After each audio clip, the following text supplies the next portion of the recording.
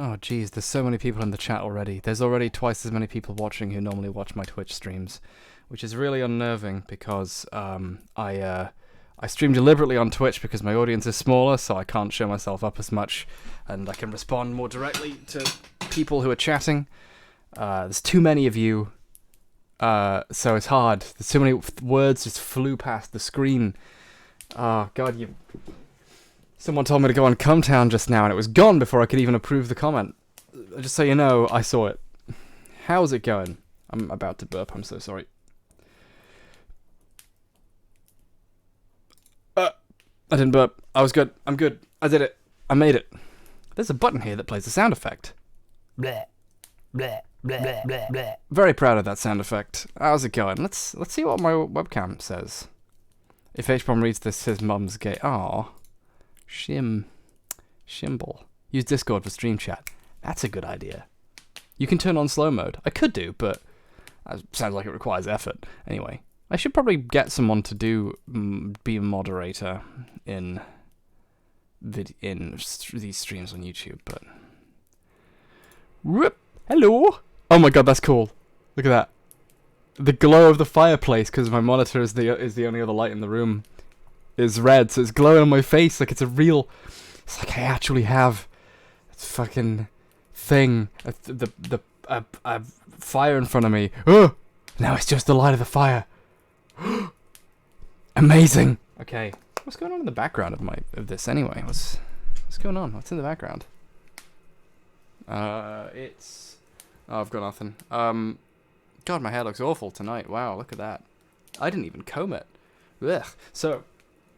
What's going on? All the presents are on my bed. I just wrapped them because, you know, I wrap presents in the last possible second. It's me. What else? Bunch of bags destroyed. Oh, I took apart. I recycled my advent calendar, so I've taken all the parts out. What's going on? Ah. I think you can see that. Can you see that this is fine dog in this light? That's what it's there. If you can see it. It's my best friend. It's my only friend now.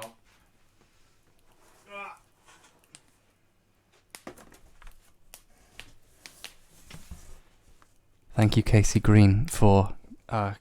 is it Casey Green who made this? I forget. I think it was Casey Green. Thank you for making This Is Fine. It's good. I love you. Okay. And also all the other cool background stuff I've got is these Sonic curries, which I have 3 left. I gave one to Ollie. I ate one. I'm not going to touch the rest of them ever, so one of them's probably going to be a gift for Sean, but don't tell him. Don't tell him it's for Sean. And I think... I don't know. The other one might be Jen. Something like that. And I need it to be like some kind of punishment. I might like do a giveaway or something, like if someone buys... I'm going to get a merch store eventually. And if I do, I'm going to just put other things in when people order things. And one of them will probably be that. I'll just give people... I might just sprinkle some of the rice in or something. Just send people horrible gifts. The Dusky Conyor says, Happy Crimbus from Australia. I see who did that. It's very clever. Australia is a wonderful country, which I'm glad I got to visit a lot this year. But the travel took a lot out of me. In fact, one of the reasons why I haven't made that many videos was because I get sick on planes very easily. I just like immediately get like, oh, I've just been on 3 planes with all of my friends, and by friends I mean, you know, other humans, and now I'm very sick, haha. And that's it. And then the same thing happened in where is it called? Japan. That's the country. So I've been sick very recently, so that's one reason why I haven't done many videos, just so you know. That's my explanation. I have to close this shit chat now, says Jeremy Chase. Yeah, close the chat. But hey, Anthony Peony says, Merry Christmas, how do I survive dinner with my racist family? Don't. You know, just run away. Just don't bother. We've got a super chat from Tom the Pussy Cat, the Gundam enthusiast, says, do you know about Medica? In what sense? Has something specifically happened right now? Other than that, I don't really know. So, there's that. People are calling this bisexual lighting. That requires 2 lights, although I guess there's the red light in front of my face. I guess there's that. But yeah, this isn't the Donkey Kong stream, by the way. I'm going to do a video soon announcing the stream. It's going to be in early January, and I'm going to die doing it. I'll just stream from here, and if I fall asleep, I fall asleep, and good luck, everyone. What time is it? 11:35. Oh my god, it's happening. We're getting closer and closer. The day's happening. If H-Man reads this, he's bisexual. I thought I misread it as he has bisexual, which is different. Has the stream already been a saga gone long? Wow, yeah. As usual, my stream intros far longer than they should be. So if H-Man reads this, I'm bisexual. Oh no, I'm sorry. What have I done? What have I done to you? Review Death Grips? Aw. No. Ah! Thank you, James Pullman. Merry Chrimbo to you too, for the super chat. First Christmas on HRT, happy to not have to celebrate Christmas anymore. Congratulations, and welcome. I don't know why I said welcome, I don't get it. I'm not the gatekeeper of this. Do you sleep with the lights Sargon or Sargoff? I turn all of the lights off, because it's not good. It's a waste of electricity. Actually, something that really weirds me out about this LED bulb is you use an app to turn it off and on. So you leave it plugged in and turned on the whole time, and it doesn't turn on. I'm a bit worried, like, what? How much power is that using? Is that bad?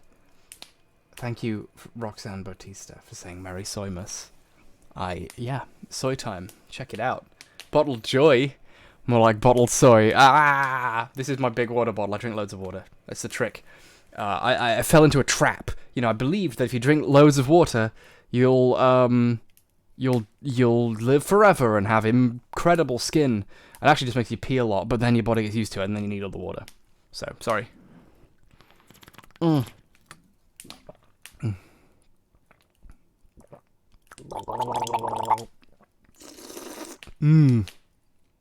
that's good. One of my earliest videos was a Let's Play thing where I played alone in the dark while eating apple pie and just made horrible mouth slapping noises into the microphone. It was fun.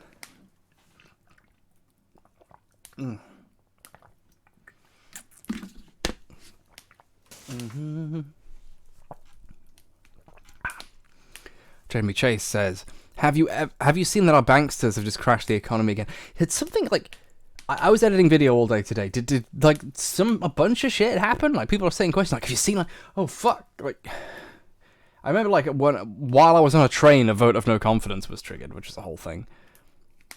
Oh god, it's getting warm in here. It's actually pretty warm. I'm surprised. Oh, it's cold now. I've taken this off. It's not worth it. Damn it. I don't want to bother putting it back on. That's an admission of defeat. Maybe it's sitting in front of this actual... Let me show you it. It's sitting in front of this fire image, but it actually does make me feel warm. I don't know how that works. Oh, there we go.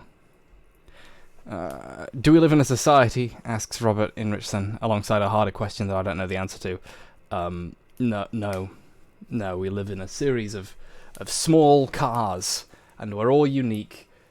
That's it. That's all it is. So this is a 10-hour crackling log stream, but at the 2.5-hour mark, a scary face appears and screams very loudly. Just kidding, but that'd be a really, really fun prank to pull, to upload one of these, which goes just in the middle. Soy Boy Tofurkey Dinner Mukbang Christmas Special. Thank you, Raphael. Merry Squidmas. Remember, you're a kid. Now you're a squid. Now I don't get that reference, Digital Dad Squid. I'm so sorry. That's the worst thing in the world. Merry Sukang from Canada, says Ian. Merry Sukang to you as well. Andrew Baker says, hey, you should check out George Rockwell Smith on YouTube if you don't already watch him. Merry War on Christmas. I almost made a War on Christmas joke in my new video, and then I decided that, like, it's silly. It's so silly I don't even feel like it's worth making a joke about it. I'm going to make a joke about how you shouldn't even bother with the joke. Hold on, there's loads of headroom in this. I'm trying to correct my shots. I'm very, very bad at composing videos. I look awful. I'm looking at the preview of the stream. I'm like, that looks fine. And then I'm actually looking at the stream back. There's another window that's previewing the actual stream that goes up. And it's like, when I see the one and I'm aware that other people can see it, I'm like, fuck, he looks awful. It's terrible. I hate this so much. People send a bunch of super chats, and it's weird. I don't get it. Don't send me things. Yeah, George Rockall Schmidt is cool. I've watched some of his videos. I haven't watched all of them. There was one he made where I was like, I disagree with this to such an extent that I no longer feel like watching the rest of your videos, and I'll come back later. And then I didn't come back for a while. I'm too busy nowadays to go to like watch YouTubers I like. I can keep up with like Captain Disillusion and Common Etiquette, and the rest like will fall down by the wayside. I've only seen most of the latest Philosophy Tube video. I've not seen it. There's a part in the beginning I've just missed. I missed it. I tuned in late to the premiere. I just saw my cameo, and that was it. Take the shirt off. No, I should set a donation goal. I'm not going to do that. That'd be great, though. What else has happened? Is Santa real? I'm afraid he's not. James Carrigy says, hey, just want to thank you for getting me out of a bad place by realising Sargon and other skeptics are toxic pieces of shit. Oh, it was me. I did that. Thank you. I'm happy to help, but thank you for saying that. That means a lot. Top 5 favourite directors. Oh, God. How do I seem clever while also passing off my opinions as good and be controversial at once? I need to invent a bespoke opinion in the next 5 seconds. Panos Cosmatos is good. David Cronenberg's really good. David Lynch. George Lucas. No, the Wachowskis. And there's one more and I forgot. I have this like really kind of cool psychedelic-ish painting, and the blue light makes it look even weirder. Here, it's a sort of painting of. It's really hard to see in this light. I'm sorry. It's the lady from what's his name, the one South African band. I forgot the name of the band. It's above my bed. I forgot the name. Anyway, it looks really weird in the blue light. And the guy who directed Chappie is the other director. Fuck it, his film's the best now. Elysium is really underrated in a really kind of sad way. I really like that film. But yeah, those are the top 5 off the top of my head. The list will change again, though. I'll change my mind. Boots Riley is now the number 1. I'll change it again. Joji Matthews says video games. No. Chris Collins says, warmest Chrimbo to you. I'll be defending XRA in celebration of you and the holidays. Yes! You'll be watching XRA. Sorry, I just immediately misread that as defending. Save Renegade Angel is great. There's a fantastic Santa episode where the meaning of Christmas might be taking place there. It's excellent. The just kind of says FMK, Cargon, Davey Reaney, the goldest one. Ooh, jeez. Dunno, actually. I don't have a solid answer to that. Like, none of those things sound ideal. At the very least, if it were, I would pick Kill Davey Reaney purely because I know it would be a fair fight. Like, the Golden One would definitely kill me. He'd crush my bones. Cargon would trip and just fall on his face. Or something terrible. You know, if he misses too many massages, his bones just crumble into dust. Whereas Davis, he's the right height and he's got a sword, so I know I could take him. I'll bring my. I've got a tiny knife somewhere, so that'll do it. You know, then we'll be on even footing. I'm sorry, this is awful. That's a really good way to get someone banned. You'd give them $20 in a super chat and ask, which of these people would you kill? and then you just watch as they get banned. Jeez. I read a Youngblood issue the other day and thought of you. Thanks, Ryan White here. I have a big, weird box full of old copies of Youngblood that I have and occasionally flip through and go, ugh. That's not what faces should look like. Just the way the eyes are just like lines sometimes. It's not ideal.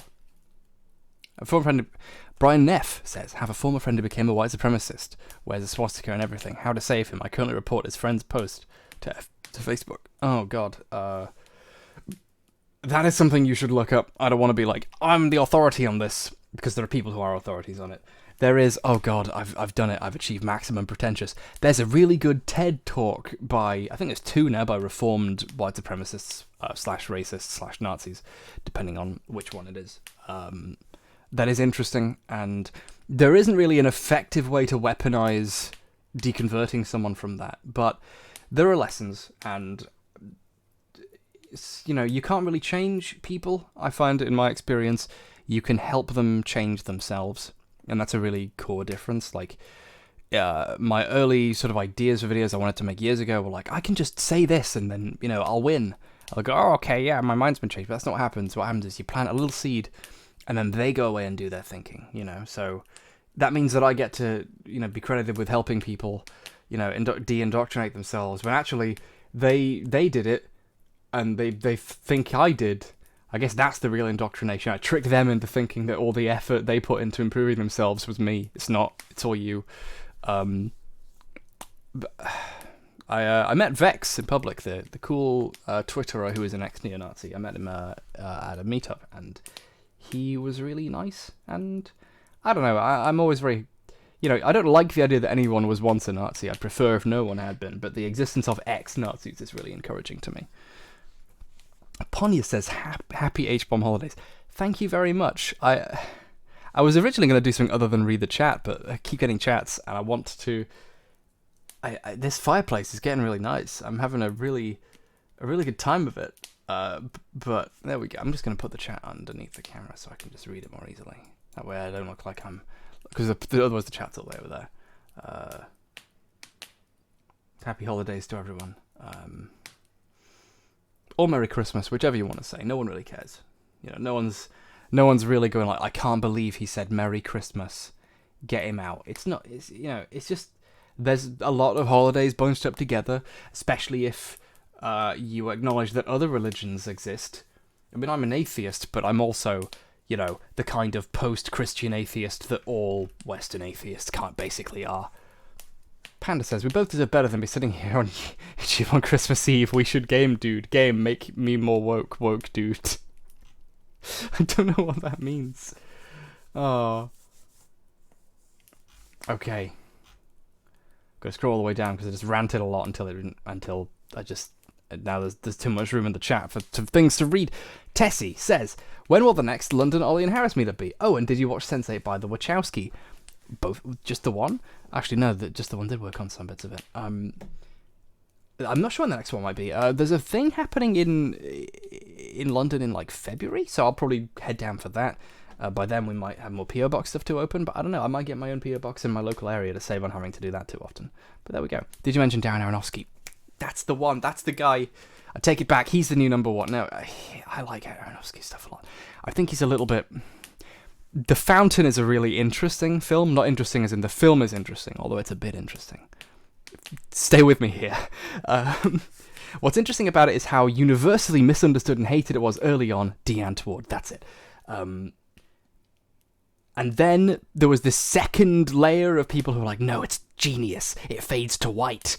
It's, the snow. And... then there was like a counter reaction of people who were like, no, it's actually shit. And that's been a really interesting thing to watch unfold. I really liked The Fountain when I first saw it, and had a lot of fun watching it, and think it could do with being a bit less like epic about itself. I don't like saying up its own arse, but it could do with being a bit less like, do you see the metaphor we're making here? Instead of like, you know, like you've got to have a little bit of a sense of humor when the guy drinks the cum from the tree. That's my feel, at least. Merry Christmas, says Driava. Hello! Oh my god, I got the invite to your birthday party, by the way. Let's hang out. I hope I get a video done before January, so I can afford to get him presents. Well, I guess that's what the super chats are for. Thank you. I still have a crappy present for you at some point. Thank you. I guess I have a wonderful present for you. It's It takes 2 minutes in the microwave. Have you seen The Love Witch? I keep meaning to, and I don't. I have it on a hard drive somewhere, but I haven't seen it. How do I scroll the chat? I'm worried that things haven't appeared. Malpatui says, I'm kit bashing a Nendoroid of you two. Merry Christmas. Well, that's really cute. Tweet me pictures, and I'm really curious to see what comes out. Make sure you elongate the neck. Nendoroids don't have anywhere near long enough necks. Same thing with what's the name? Funko Pops. They don't have the neck for me. You couldn't make an H-Man Funko Pop. It would, like, the head would just collapse. You know, it would snap the plastic. Sam Doty, hey, Harris, you mentioned multiple times you really like what the Bayformers are doing. What is it that they're doing exactly? They are... Oh no, I'm on the spot. They got me. I didn't read it with my... I read it before I read it out loud, and now I have to come up with an answer. What I think they're doing is being very cynical about the Transformers property. There's something about it that reaches out and just grabs me. Like, the key thing in, like, Transformers 4 has this fantastic image of a My Little Pony doll suddenly transforming into a gun. And there's this... The point, for me, I feel, is that it's about how we kind of indoctrinate people with consumerism, with things we give people, with toys even. And I remember there was a My Little Pony doll in the first movie before MLP like had come out again and been this big thing. And there was this moment of like, they put this in deliberately because they recognize that these films are about an era in pop culture which we now all look on as our childhoods, but which are also like our indoctrination into the culture that we now have. It's very weird putting it that way. Dan just literally like an hour ago put out a video that's about this kind of nebulous sense of childhood that we create and then look back on. And when we're looking back, we're actually looking back at a fake thing that didn't happen, but we wished had and want to believe did. So that's a thing. Check that out. And that, for me, is what Transformers does. And I want to eventually do a series of video essays about the Transformers movies, but we'll get there. I haven't seen Bumblebee yet. In fact, I don't think I've seen Transformers 5 either, to be honest. But yeah, I'll work on that sometime. Can I possibly start on a rant about the new Obsidian game? I haven't paid much attention to it. I try not to give in. I'm very good at going like, this hype is bad. Like, I don't like getting my hopes up for something I think will be good. So that's it, really. I don't have any takes, but I can't wait secretly. But I'm gonna let myself wait because I'd like not to. I can't believe people are actually watching this. This is stupid. 1791 people are watching. That's serendipitous, isn't it? Caitlin Kunkel says, Happy holidays. Have you heard of a French cartoon, Code Lyoko? I've heard of it, yeah. If so, what is your opinion? I don't think I've seen it, though. It was my favourite as a pre/young teen. I still love it to death. I'm going to write that down. I'm going to look into that. That sounds cool. I've been making weird mouth sounds all day today. I guess it's because, I don't know, since I've been... You got a nice shot of my hairline there. Since I've sort of recovered from my weird kind of slump, I felt really, really good all the time. Like actually awesome. It's been really fun having just tons of energy for, like, no reason. Like, I didn't eat breakfast today. I had like a mince pie at 6 p.m. and then I had dinner and that was it. And I just felt great. So it's been nice just indulging in that and just feeling okay. I don't know why. I think I felt bad before, but I feel noticeably good now. It's super weird. Don't know what I did. I think I just ate a bit less shit because of my throat being bad. I got a bunch of mouth ulcers. Okay, hold on. Nendoroid... Can you say Henrik Ibsen's Ribsbusker? No, I can't. There is some Belgian candy behind me, which I might have to reference in a video. It's called that. That's what it's called. But I really like the idea of just screaming "Vermeer and speculoos" or something like that. But I don't know the accent. But that's something I'm working on. You should do more politics videos, because you taught me things, so maybe I'll do that again. Do you ever worry your best behind you? Because I do. What, like his best behind me? Because it is, definitely. I'll never be as good as that one time I said Calgon. No, I do worry about that a lot, all the time, but I just try my best to learn the lessons I do and continue to try making things that are good, and if it's clear that, like, I can't do any better than the things I've done, then, first of all, that's a shame. Hopefully the best thing I ever do isn't a video about Sherlock Holmes, but, I would like to do more politics stuff, and maybe more current stuff. This year I've kind of not made too many things, and I want to see what it's like if I make things on a more frequent basis and change my style to allow me to make things more quickly. I'd like to see what... I'm gonna burp. I'd like to see what becomes of that, but we'll see. Fireside chat with H-Bomb, yeah. Welcome to the fire, fucker. Ah! When's the real Skyrim video? Ooh, can I get a Skyrim video out before the next April? Oh, it's 4 months, that's not enough time. How is that? Happy holidays, Rods, by the way. I'm gonna watch Bumblebee because he turns into a VW bug. Damn right.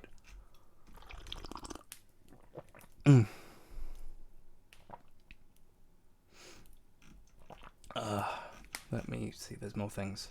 I'm trying to read the scroll of the thing. Devin Martin says, H-Bomb happy belated solstice. You bet your sweet ass I'm watching. Aw. Hey, in 5 minutes it'll be Christmas. In Britain, but nowhere that matters. Thank you again. Thank you for the solstice. Merry Christmas, Mr. Bomber Guy. What is your fave album, and why is it Disintegration by The Cure or The Downward Spiral by Nine Inch Nails? Mwahahaha. Ooh, that's a good question. I like The Downward Spiral quite a lot. I also like Further Down the Spiral. The remixes of Mrs. Self-Destruct are always really compelling to me. I really like that song. By the way, one of the sampled sounds in it is from THX 1138, a really clever and good film that's incredibly underrated by George W. Is his middle name W? I don't know. George Lucas? It's pretty good. You should check it out. It's one of those films where it's like, this guy understands the flaws in capitalism in a kind of direct, very, like, still 2010 modern way, while it's a film made like fucking 100 years ago, and it's like, oh Jesus, this guy knows what he's doing. That was like, I don't particularly care if George Lucas is a genius or an idiot. I don't really mind. The point is, I think the films, the prequels are interesting, and I like some of the points that they make, regardless of the intent. However, watching THX, I did have this moment of like, oh, he knows. He's a fellow fucking traveller.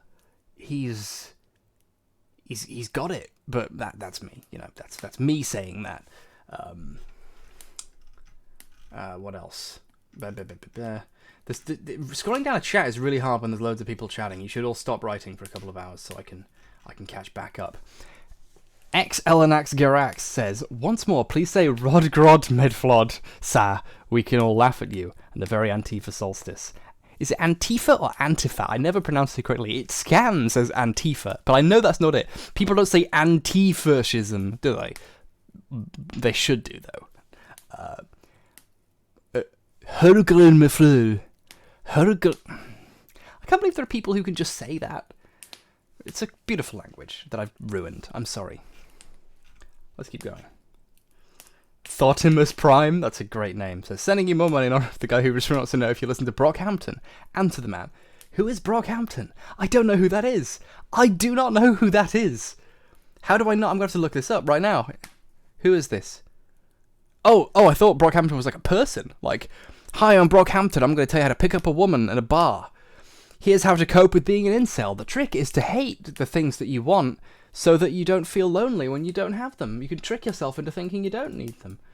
No, but it turns out Brockhampton are actually a musical collective, according to Wikipedia, which is full of lies. I wonder what Conservapedia has to say about them. I'll check him out. Thank you. I'll write that down. I'm going to write him in. Right in. Brockhampton. There. List of media to watch is now 2 things. Maybe I can get through both of them in this year. Thank you for the $10, Devin Merton. Yeah, why does H-Bomb look like Brockhampton's Joba with a receding hairline? Because I probably do. My hairline's awful. The worst part is, I'm not going bald fast enough that I can just shave my head. It would still look bad. Ah! Thank you. Oh, jeez. Fuck. Someone just subbed to me on Twitch. Don't do that. That's bad. Don't. Sorry about that. It's incredible. Don't do that. Jesus. Okay. I forget that I normally stream on Twitch and I've left all the notifications running. If you want to, you can go to my Twitch and pay money to sub and have a notification half play. That was really creepy though, just the noise going. I thought my prediction of the fireplace thing had become true. Yeah, so if I go like, I'm not going to build fast enough that I can just shave it. It'll come back and just look worse. So I have to just kind of wait. The worst part is it might take like 10 years. I talked to Dan about this because Dan he's obviously gone through. Thank you. Thank you, Delta Eva.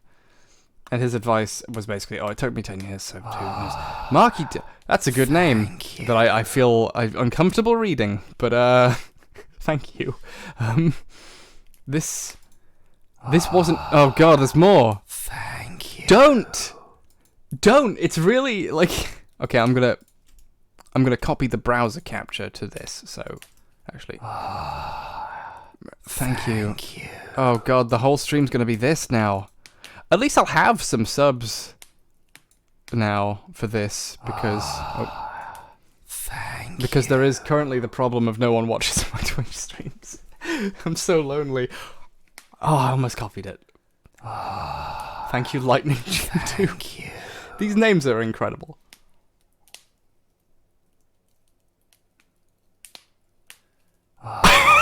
Don't stop.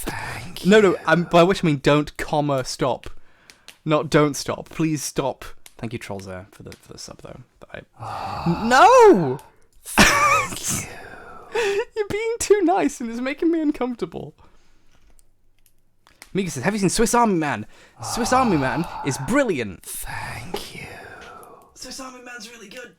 I really like it. Thank you, Bradberg. It's an excellent movie. Thank you, Red Commie. Thank you. I really like the bit where they do an a cappella version of the Jurassic Park theme. That's absolutely wonderful. What is your bespoke opinion on the Tumblr nipple purge? Ooh, good. I love talking about nipple purge. It's illustrious scene. I love when people pronounce Sean scene. I know someone who refers to Sean Baby as Scene Baby, and I thought that was really funny. Nidale 009. Very good. I hope you're not actually 009 years old. That's very sad. Someone asked me a question. I already forgot what it was. Oh God. I'm gonna scroll the scroll. Is there a Night in the Woods video or not? Yes, you are. The next video has a reference to the fact I'm still working on Night in the Woods. I might even open Premiere and play it to you because, you know, you're here. And it's just gone midnight. Merry Christmas. Wow. Christmas is stupid. It's a waste of time. Thank you, Danny Boy 1990, for sponsoring this anti-Christmas comment. And thank you for... there's too many super chats to read. What's happening? Thank you. Your video's got me to tell everything, followed by Sean and 3 Arrows. Have you ever heard of the book House of Leaves? Aw, thank you. Yeah, I read some of it, and then I had to return it to the library, and I was like, I'll buy, when I have money, I'll buy the version that's like all colourful and stuff, because the version that my library had was just the black and white version. And I never got around to it. I also took ages to read The Dark Tower, because... Aw. Hi Bon, I love you. I used to be a Thunderfoot fan, then I found you. Also, is the Communist Manifesto worth reading? I would say maybe find an audiobook of it. I mean, you don't have to read it all through yourself. It's nice to listen to, but no, I would say if you have to read like a communist text, read Das Kapital. Just go straight to that, read through it, and then see where you go from there. Go to Marxist.org, go to libcoms.net. They messaged me asking if they could interview Sean because I'm like his PR guy now. I hate that guy. I messaged them back with, I hate Sean. This is what I'm like the one guy he talks back to occasionally. I sent him a message recently and he's like, and he just didn't respond. So, you know, I invited him on this stream and he's just not replied at all. I'm going to check just now in Discord to see if he's actually there. Let's hold on. No, he didn't. Nope. Oh, cool. Eric's new album is premiering at 8 AM my time. Great. Welcome to the stream. Welcome to the world, Eric's new album. Thank you. But yeah, Night in the Woods video is going to happen eventually, I promise. Have a wonderful Christmas. Thank you. Thank you very much for that Imperial Goldfish. Thank you, your #1 fan, saying, Merry Stupid Waste of Time Christmas, #1 Ferret Boy. It's me. I'm a ferret boy now. There's a drawing of me as a ferret on my wall someone drew, and it's framed on my wall. I went to Australia. When I came back, it had been framed and put on my wall. I'd left it in my room, and it was a whole thing. But yeah, Merry Christmas to you as well. And your number one fan is a really funny name. I like the fan thing. We have to do an official collaboration with Natalie. Also on here, I have the Big Gay. Congratulations, June Churchill, on having the Big Gay. And probably soon, a proper collaboration is in the works with Philosophy Tube, I think, eventually. But good times. I think me and Nat have a lot of crossover stuff, but I do a lot of video game nonsense that's shit, and I can see why Nat's not chomping at the bit to to be in, because half my videos are pointless, but that's pretty cool.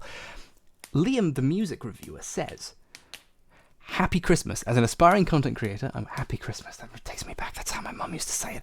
"As an aspiring content creator, I was wondering what important piece of advice you got for someone attempting big video essays."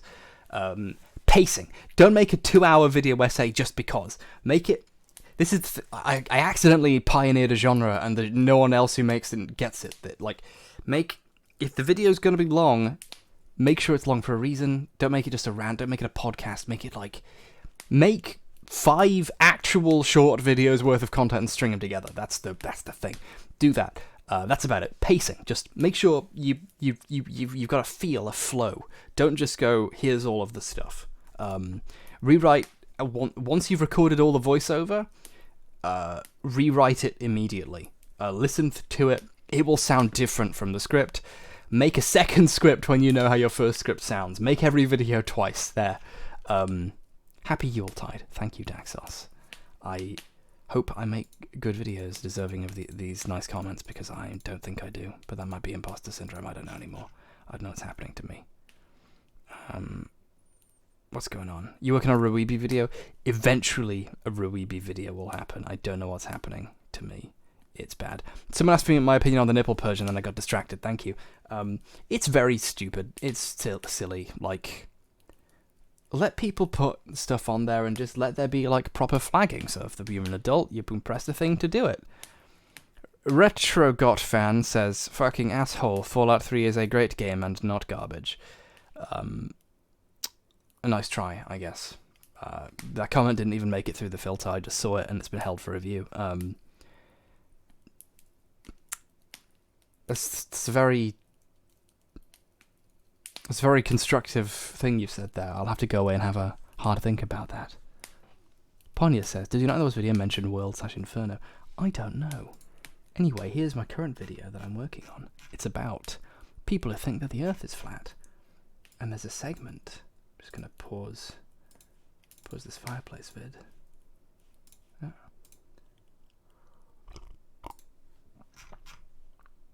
And there's a segment where I mentioned Night in the Woods, and so I have a special guest doing the voices. I also am trying to figure out what I think of the Greg. Oh, thank you, really bored student. Oh, jeez. Blackjack says, "With the stock market and Brexit imploding, if we have a Christmas recession, can we create a global regime with you as our Chad King and Sean as Prince?" Sure, if you'd like to. I highly recommend the Hanway Rhinelander as a tool of the destruction of the oppressors. Jesus, that's my face, really? I picked up a camera with that face. Also, check out this amazing color grading. Look at, blue, horrible lighting. Ooh. That's me. That's just make noises all the time.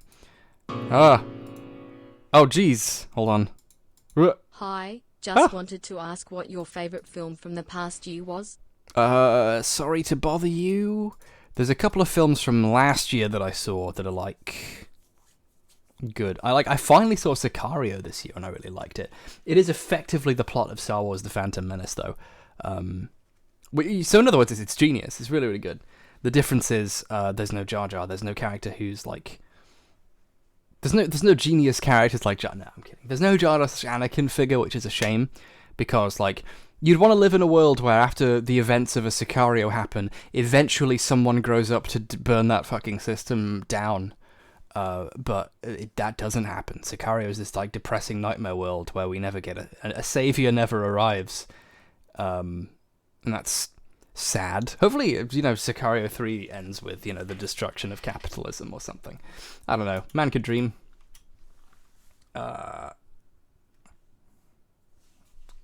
Okay, let's play this bit. I'm really phoning it in at this point. I need to change the sound effect. This isn't a good phone ringing sound. Oh, I get it. It's a visual joke. That's very clever. Add that to my TV tropes page. Keep forgetting I referenced that.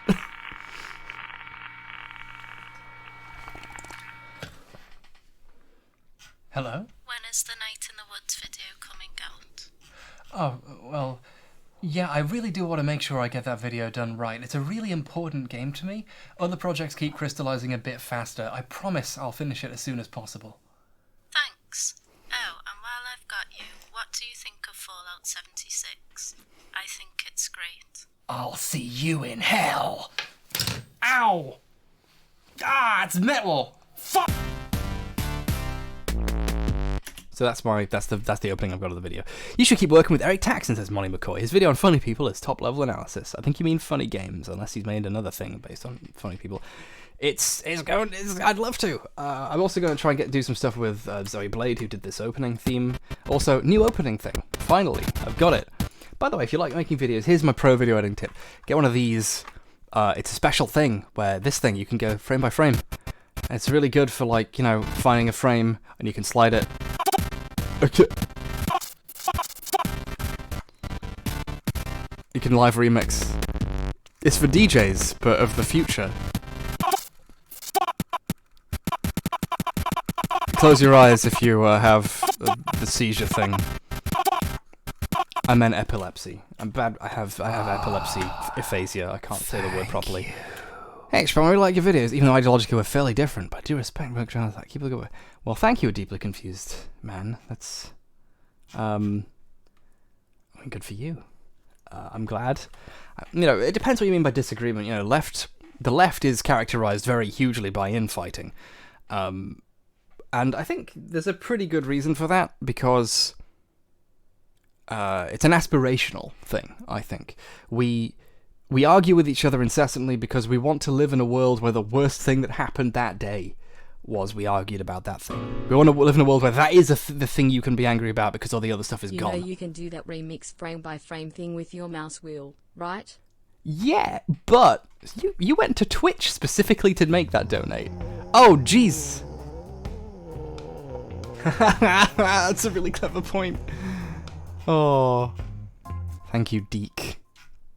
Hi Bomb, I like your blue lighting representing you being slowly engulfed by Sonic. You can just use a mouse wheel, but this is useful for if you're doing something else with your other hand, if you want to have a command. Something that's a little bit more specific. If you do it with a mouse wheel, like, you have to have the mouse be here. So if you're doing something over here and you want to move a frame to adjust an effect control, like here, then But it's like, a lot easier. The Last Jedi is still the best movie of both this and last year, and I know him right. I don't know if it's the movie, like, my favorite movie of that year. It might be. I did like it quite a bit. I forgot that it was last year, and it was good though. What else? There's a segment I'm working on that I'm not too sure about. Early on, I promised myself, and when I made this video, I promised myself I would not be a shithead about flat earthers. I would try and be respectful and nice. And then as I got more and more into it, I realized that the people I wanted to be nice to... Thank you. Sweet! Oh yeah, Kevin Spacey got, like, arrested, didn't he? Five maths. Mary Marksmas. Kevin Spacey is a creep. Thank you for renewing your subscription in the middle of the stream on YouTube, so Twitch, get some brand synergy. I'm going to get banned from both platforms, streaming services soon for this indiscretion. But yeah, if you're doing something with your other hand, yeah, I realised I said that. Is Splatoon the sequel to Bloodborne? Thank you. Sadly, yes, it is. Thank you, Kuthvulv. Aw. Right.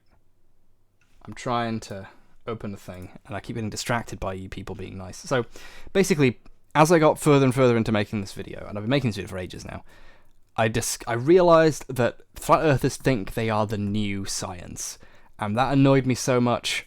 Specifically tonight, it reached a breaking point where I was like, I'm just gonna fucking be a shithead to this guy, and make it my Christmas present. So I literally looked at the clock on my computer and just said, I'm just doing this now. Very Yamian says, I literally have watched all your videos 10 times. I was one of those Sherlock fangirls who felt hated by Moffat. That was enlightened by you. Oh, thank you. It's really nice. I'm glad I could wake people up to how bad Moffat is. That's my one contribution to society, and that's okay. I was the guy who was like, that Emperor, he's naked. What's going on there? I'm looking for the bit in the new video. I don't want to spoil too much of it. I want it to be all cool. Also, if I make it better later on, I don't want anyone to see my mistakes. Is he streaming on Twitch? No, I do normally stream on Twitch, though, and people are just using that service in order to sub to me on there, which is cool. So basically, I just got super annoyed by this big speech he gives, like how we're the new science. Where is it? 8:50 p.m. on... Where are you? Where are you? You've taken what should have been simple observations and twisted them to suit your needs and make us feel small. We're not small, and we're not an accident. In fact, we are the new scientists. Imagine that, a flat earther standing up and saying, I'm the scientist, this is science now. That got to me. So literally, this night, while I was editing this, I was like, fuck it, I'm going to be a dick about this guy now. Just for this one bit. And I spent so much of the earlier video going, I'm not going to be mean about his videos because... Oh, no. Oh. Plaza enabled this type of notification That's for a good Super point. Chat so we can donate with all the chaos of the Russian Revolution. Thank for you. the motherland comrades. That's a good point. So, like, I try to make a point of, like, it's very easy to pick a flat earth video that makes a point you've already seen, or that you know it, that they make, but really badly, and then just own that one and you win. And this guy is, like, one of the founders of it, and I said, I can't do his videos because they're bad, and I can't go in on him, because that would be mean. But then he said, we are science, you are evil, and we will get you. And I thought, well, fuck him, I'm gonna just fucking wreck his shit. So I want it to be... I looked up the shitty fluted... I looked up the shitty fluted version of Dragon Force. That's the soundtrack to this segment. So that's what I've been working on tonight. And there's a segment early on. I'm just gonna quickly do it. I'm gonna do a bit of editing. I'm gonna pretend this is an editing stream. It's not really that. I'm just gonna do this one thing that's really easy, just so that I remember, because I don't want to have to look at this bit later. So here we go. So I've got my stuff here. Oh, this is the shit. This is the stuff I filmed for Ollie when he was pouring this on his face. I was holding this camera, and I filmed it in like really slow motion. So like him trying to get his camera to start shooting with his remote is like 2 full minutes of this slow motion footage. He puts the remote down, has to film it manually in the end. Anyway, I was very proud of this. Just the... I loved your Control-Alt-Delete SLA 3 video. Thank you very It was a huge much. shift in perspective for me. Oh, thank you very much, Parastract. And I would like to do a thing about Xavier Renegade Angel, but it's a really good show, and it's... If you get Xavier Renegade Angel, then you're a friend of mine. Then you get it. You understand art. That's it. It's like... Wonder Shosen's really great too. Ah! Merry 30-degree Crimbers from Australia. Oh. Throwing prawns on the barbecue and drinking kitten in your honour this morning. Nice. What time is it? Oh, jeez. Blue Dragon 07, welcome back! Ah! If Earth not flat, why my car no roll away? Oh, jeez. The Earth is flat. And I know why. It's because... Bleh, that's my example. By the way, this is something I probably should walk past, because I'm not sure if I explain this well enough. People are trying to debunk the curvature of the Earth. And I did like a little experiment to try and prove it, where I used a Museum of Sex postcard that I got when I was in there. And like, I'm worried if this isn't very good. Ah! God is a lobster. You see, the thing is, God is... I can't do accents. I can't do funny voices. I can't do impressions. They're so bad. I'm sorry. That was my attempt at a Jordan Peterson impression. I'm sorry. I apologize. Here's a quick test I did with my old GoPro. The GoPro's wide lens means it can see a lot at once. In fact, it even saw the trash I was sure would be out of the shot and didn't bother This is picking weird. up. The video is going all weird. I think it's because I'm streaming as well. And didn't bother picking up. However, this perspective is distorted. I can tell you right now my floor is flat and doesn't curve downwards here. As I move the GoPro closer to this totally normal shaped sex museum postcard, we can see the distortion become even more exaggerated. The beautiful pride flag is ruined. If the It Earth's looks not like flat, Graham Linehan. then how does it all just works? It just works. It's like a Mac. I'm very fond of this joke. It looks like Ah! Thank you. It's going to be impossible to play this clip if you keep subbing. Stop giving me money so I can entertain you, you fuckers. But thank you for the sub. Here we are. Beautiful pride flag is ruined. It looks like Graham Linehan has touched it. This is me holding. I'm really happy with that. Oh. Do you have a problem with losing socks? No, I still have both of my socks. Both of my original socks in mint condition. So I just point out how, like, you have to, there isn't like a manual fix lens distortion button. You have to do it yourself. You have to manually go, put something in the frame, do that until something that you know should be flat looks flat. Guess what flat earthers use when they're correcting footage to make the earth look flat? You know, it's basic stuff. And somehow it takes me 20 minutes to explain it. But, anyway, where's this bit? Where's the part I wanted to do better than? There's a bit here where I just used the placeholder footage. I'm Rico. Thank you. Delete yourself from my screen. There we go. No, it's tonight. Oh, no, it's not anymore. It's last night. It's me doing my zoom in. There we go. Bringing up Mark Sargent's videos too. Thank you. It's always a slight shock when I hear my own voice go in my ears.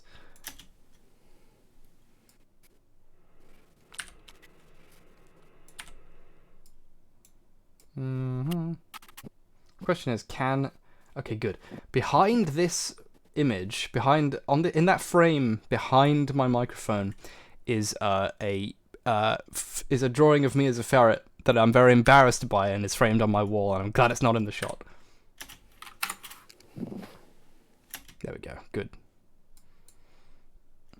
Do a Jordan P impression. To do a Jordan P impression, just do a Kermit one. That's what I was trying to do, but I can't do either.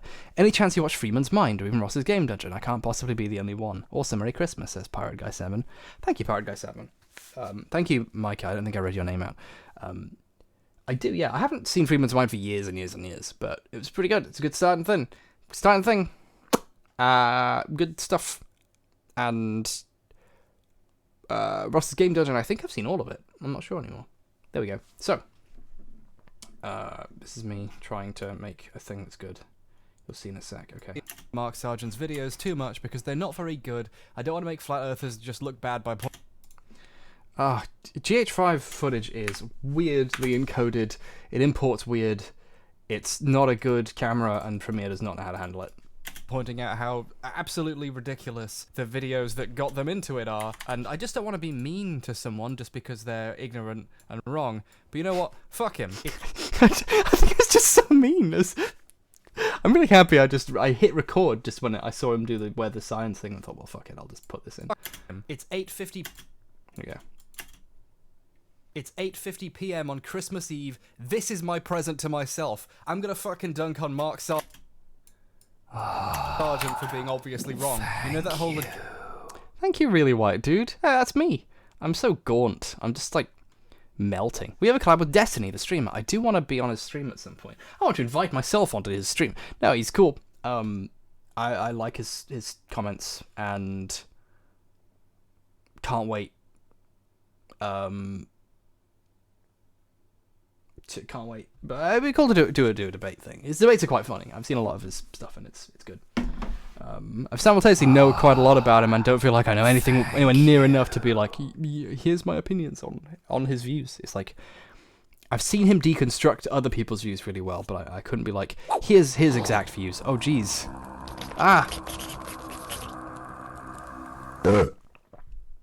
I really want to make a video essay about the politics of prequel era Star Wars, the Senate and Jedi Order mostly. I have ideas and opinions, but I don't know where to start and don't know if anyone would even want to watch that. Well, I'd say I'd want to watch it, but really I want to make that video. But do the thing. Give us the Forbidden Harris for it. No. It's okay, let me just be clear about what it is to describe it. As long as no one donates, I'll stop. So stop giving me money. Okay, it's a drawing someone did as a form of flirtation where they've drawn me as the ferret and I'm being touched on the chest, the ferret chest, by another animal, and they gave it to me for a present, and I was like, thank you. I will keep this. I'm not gonna throw it away. You can't do that. That's like awful. You know, you can't do that. And then when I came back from Australia, it had been framed and put on my wall by one of my housemates. They knew it would get to me, and they did it anyway. And I haven't taken it down. I'm gonna take it down now. I keep forgetting to take it down. I'm gonna make sure the webcam doesn't see it. This is private, personal, not for showing. Oh god. Jeez. They think you're a furry. Everyone thinks I'm a furry. It keeps happening. To be fair, this is my Be Right Back page. Oh god, I wish I had some sparkling water right now. Oh, wrong one. My face is too big. I apologize. Actually, one of the day's recording sessions I did for the script for this video was the day I got back from IKEA, and I ate loads of meatballs at IKEA. It was right after I'd finished been sick, so I was really hungry and I hadn't eaten any meat for ages. So I ate a bunch of the meatballs, and immediately, while I was sat down to record, I just started burping like shit. So anyway, here's this shit. Let's do some editing. 50 p.m. on Christmas Eve. This is my GH5 footage is shit.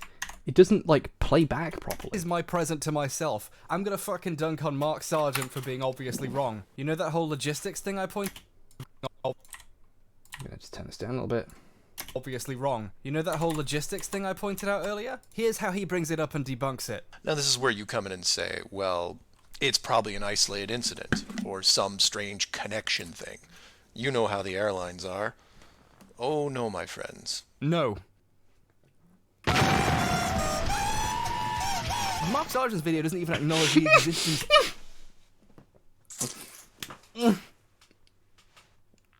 I forgot that's in there! I put that in earlier tonight and forgot, and I just nearly spat water all over my body. Shit! Merry Christmas! I need a new vest! Solve non-stop flights. In fact, he says they don't exist. The first part of the...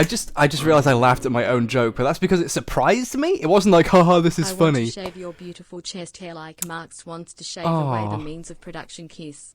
Does that mean that they're bad? Oh, jeez. Sorry. No. It's not, you and a narco-furriest. That's a really good phrase. Yeah, I don't laugh at my own jokes normally, like, oh, this bit's really funny. But, sometimes when something happens in a video that I forgot to put in, I go, fuck. There's a bit in the speedrunning video where just the word idiot smashes onto a picture of me as a child, and I made that, when I wasn't really paying attention, when I must have thought it was funny to do it, and I did that, and then when I woke up and watched it, I was like, what the fuck was that? That was incredible. Okay. There is one existing copy of a book I published in 2010, and there's 2 or 3 good jokes in it that still land, and those jokes are funny in a way that I feel like I can laugh at them because I made it so long ago it feels like it's barely even me, but also in a really depressing way because it's like, oh fuck, I was funny once and now it's gone. I don't know, so it's really hard to... I'm trying to justify laughing at my own joke here. I take it very personally, the idea that I find myself funny, because I know I don't. I really dislike myself. I have mega imposter syndrome. It's a huge problem. I should probably see a therapist. Sometimes something gets me and it's like, fuck. So that, I'm really happy with that right now because, it actually got me. Just the exact timbre. It's really the song. The song is funny and I stole it. That's the real thing. Mark Sargent's video doesn't even acknowledge the existence of non-stop flights. In fact, he says they don't exist. The first part of the clue is the utter lack of non-stop flights from anywhere in this hemisphere. Flying from international cities like Sydney, Rio, Santiago, or any... All the long-haul flights he's describing. Earlier in the video, I've established that they do exist, and all the people who make better videos than him, acknowledge they exist. He pretends they don't. He just doesn't even believe they're real. Anywhere else close by, you can't... So I'm zooming in on a shot of a non-stop flight. This QF-27 is a non-stop flight that he described as not existing. So I've just found footage of it existing on a big board. So get a single non-stop flight. no matter how much money you pay? So now it becomes clear why so much of Flat Earth is pointless fluff or speculation about all the people who must be in on it. They have to avoid making quantifiable claims, because otherwise, when you put it in terms that can be proven or disproven, there's a chance... Sorry. Nassim Sample says you don't need therapy, you need to watch Rick and Morty. Yeah, just watch the therapy episode on a loop, and that's good. Your actual reasons for believing what you believe can be openly demonstrated to be wrong. The Earth can't be a globe because there's no non-stop flights across countries in the southern hemisphere. Oh wait, someone googled it and it turns out there are? Fucking oops! I meant to say a bunch of weird waffle about how we don't really know what gravity is, so let's ramble about that instead. What is gravity? Okay, this is a continuous thing with Mark Sargent. He doesn't know how microphones work. I just want to acknowledge this right now. Okay, number one with a bullet, he's wearing a lapel mic. The lapel mic, as he comes on, already broke at this conference. It didn't work. So, and there's two mics on the stand and he talks into one and not the other. So this guy has to come up and rearrange them. Then, this fucking piss, this, like, fills me with piss. It makes me, like, go, fucking hell, this is incredible. Oh, where is it? Here. He doesn't understand the concept of a mic stand like this. Like, your mic goes, you can put it near, you don't have to hold it in your hands. For 200 episodes of his fucking live stream, he physically holds a blue snowball up to his mouth constantly. Sometimes he, like, tries to wear it on his shirt. Like, he doesn't understand how like, the idea of, you don't have to hold it in your hands.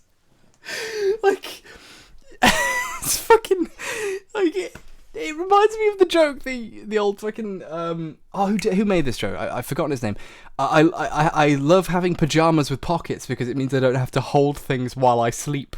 Like, this guy is like,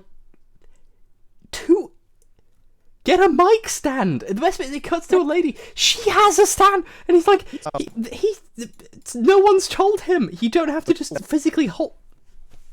Basically, I'm just. When I found him saying, "What is gravity?" and then a guy immediately comes up and, like, rearranges his mics, and he's like, "Oh, okay." That was hilarious. Him and mics, they just don't go well together. And also, his audio in his videos is awful. Anyway, yeah, I was really nice about him earlier in the thing. I was like, I'm gonna not go in on this because I'll just use the better versions and debunk that because I'm trying to advance ideas here. But, like, then he fucking went after the concept of science, and I thought, well, now I have to at least acknowledge that how bad his science is, you know? So there we go. Oh, we're gonna do both. Sorry about that. Oh, we're gonna do both. My worldview feels so much more safe when I'm talking absolute fucking nonsense. Has everyone seen The Truman Show? Oh, let me show you my favourite clip from The West Wing. Okay, that's a joke that won't scan here because you haven't seen the rest of the video. It's like 30 minutes of video in here. But almost every Flat Earth video I've seen at some point, if it's a series, will have one that shows the same fucking clip from The West Wing. And I've seen that clip so many times now, researching Flat Earth. And this fucking clip, and he puts it in one of his videos too. It's incredible. So, there. Did you use the ending I suggested? Curio, did you? I didn't. I don't know. When did you suggest it? I don't remember. I'm kind of happy with this bit as well, where this is the transition. So I'm just going to quickly check the edit I did earlier. Okay, so I deliberately avoided bringing up Mark Sargent's videos too much. Whenever I laugh at my own jokes, it's because something happens that I forgot I did. So briefly, it's like I didn't do it. So like when the color changes on his face, so it's really saturated. Like, what, you know? I guess I have this brain problem where I just, like, don't experience half the things I do as me doing it. So it's briefly this alien thing someone funny did that I'm not. Basically, I think I have multiple personalities, and one of them's good at videos. It's just so Okay, stupid. so I deliberately avoided bringing up Mark Sargent's videos too much because they're not very good. I don't want to make Flat Earthers just look bad by pointing out how absolutely ridiculous the videos that got them into it are, and I just don't want to be mean to someone just because they're ignorant and wrong. I suggested the Vice interview thing on your Twitch stream. Yeah. I do remember that now, the interview with the Flat Earther. I looked it up, and I remember it thinking, I will put this in maybe, and then I thought, well, it's far too long, so I have to do something about it. But there we go.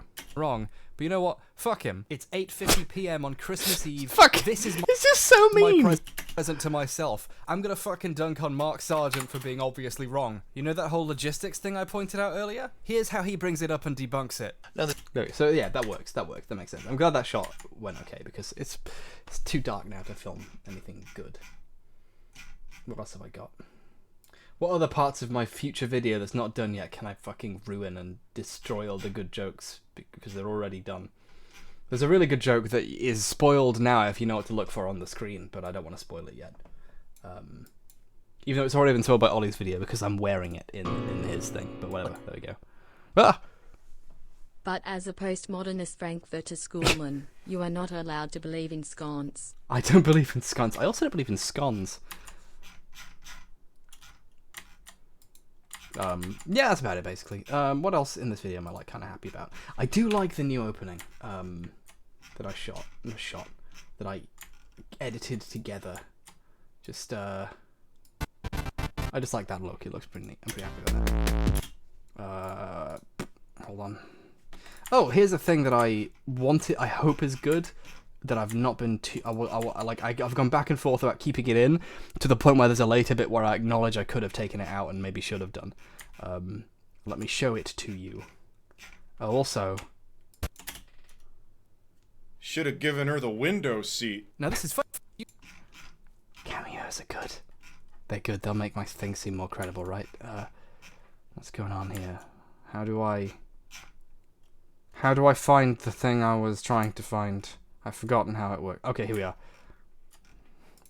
There's a joke in here where I try to remember the names of the people in U2 and I make up a name. And it turns out that there's an exact joke in I'm Alan Partridge that does that. And I didn't even know. I accidentally wrote an actual joke that was in something funny. I was like, nice. Good. Do people remember scones?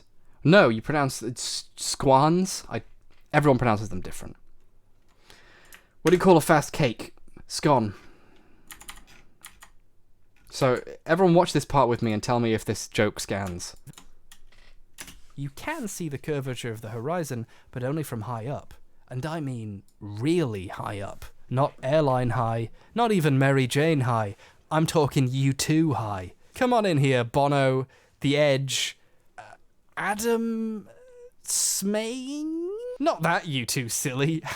We have fun. I mean, of course, the Lockheed U2, a high-altitude spy plane used by the US government. You might remember the U-24. Its operating height of 70,000 feet, almost 3 times the height of a commercial aircraft, violating international law numerous times, getting caught violating international law numerous times when it turned out it wasn't very good at spying, getting shot down over the Soviet Union in 1960, getting shot down in 1962 during the Cuban Missile Crisis and contributing to the Cold War nearly escalating into full-scale nuclear war. Luckily, the US government gave up on illegally spying on other nations with a shit plane they can see in 1980. Wait, hang on.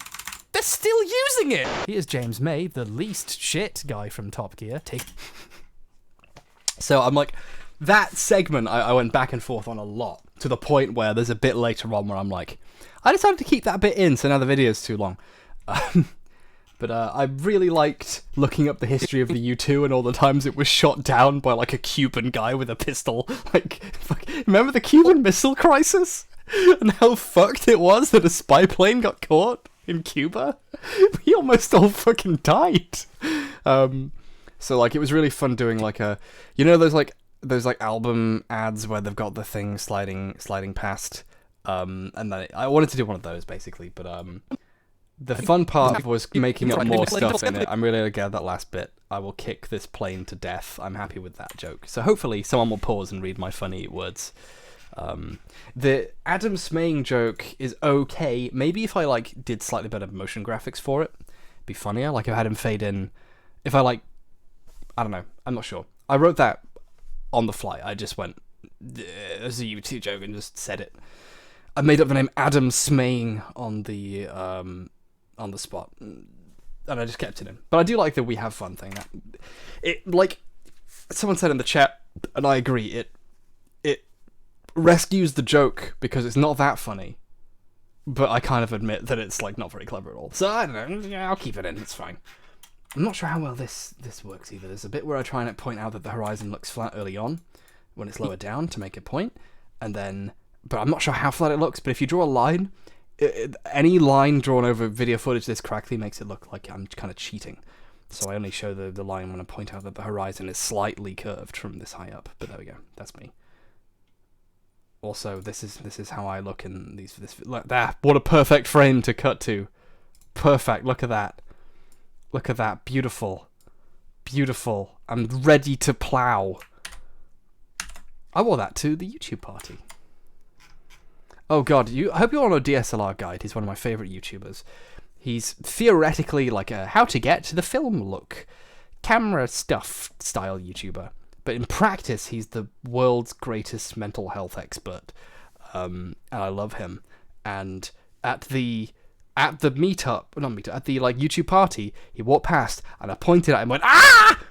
And I didn't talk. He just saw me, did that, walked past. And he had to, it was like quite a close haul. He had to walk right past me. And then on the way back, he came back and he made eye contact and said, I will get to you. Like he was clearly on his way to talk to someone he knew and was going to come back. And he never did. And I don't fucking blame him. I'm so sorry. I met the guys from Nitpicks, which is really cool.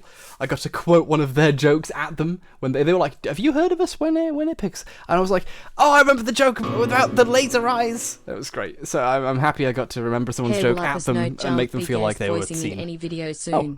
You two are my favorite Brit YouTubers.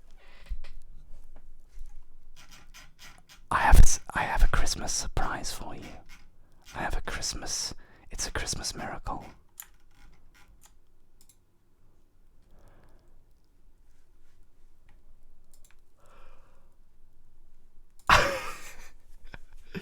You actually know Sam? Awesome. Sam's nice. One of them's a bit weird. I forget which one. One of them looks exactly like a very young Billy Mitchell. And he didn't know who that was, and I kept saying it, and I felt really bad. Also, now Billy Mitchell's been exposed as like basically having faked his whole career, so it's like less of a thing than like maybe 2 years ago. It'd be like, oh cool, Billy Mitchell, he's the cool video game guy who was a bit weird. And now it's like, oh, that's the guy who faked being good at a game for years and years and years. Oops. This isn't an editing stream plot twist, it is a post-editing stream. Oh god, I hope no one's...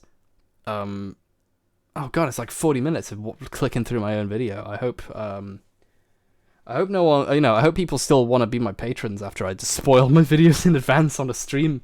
That's Christmas. Up Is Not Jump gave me some really good editing notes for, like... Here's how I would edit this sequence you have in mind. I sent him the thing I'd recorded first, and then he, like... In addition to recording a video, recording and more takes of it just for fun, and then also doing an edit of it, he was like, here's how I would edit this. It's really cool. And he was like, here's how...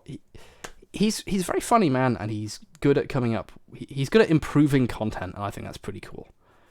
I looked at Billy Mitchell, and I think it's Sam who looks like him, and now I'll tell him, you fucker.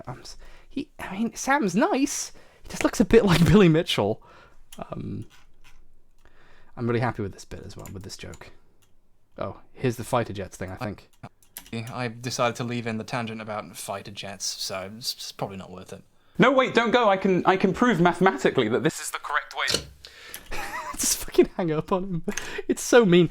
In when I sent him the clip I sent him of I don't know how to... All of the buttons for... All of the buttons for the for Premiere changed. It updated to 2019 when I wasn't looking, and all of my presets are gone. So I can't easily look up the part I made, the separate clip. But basically, there's one of these where I'm like so mean directly to Up Is Not Jump in video form that I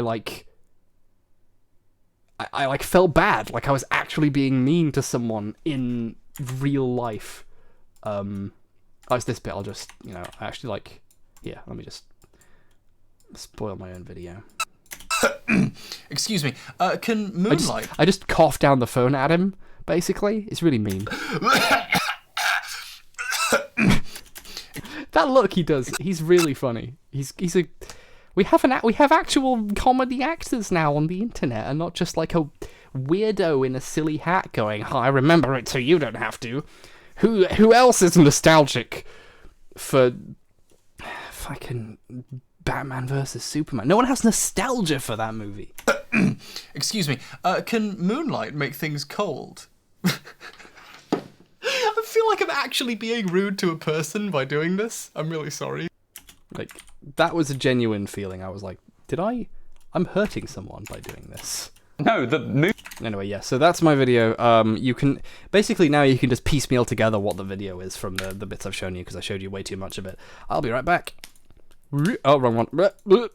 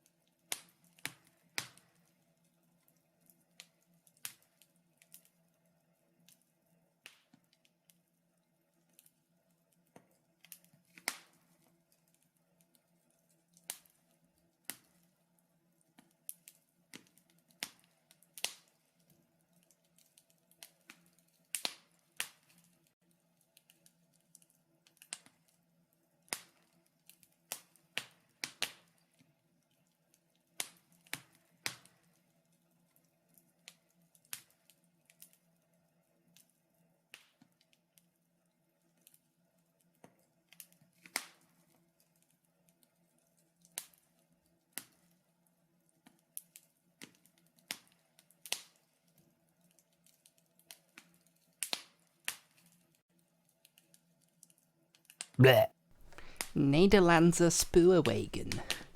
Hello, friends.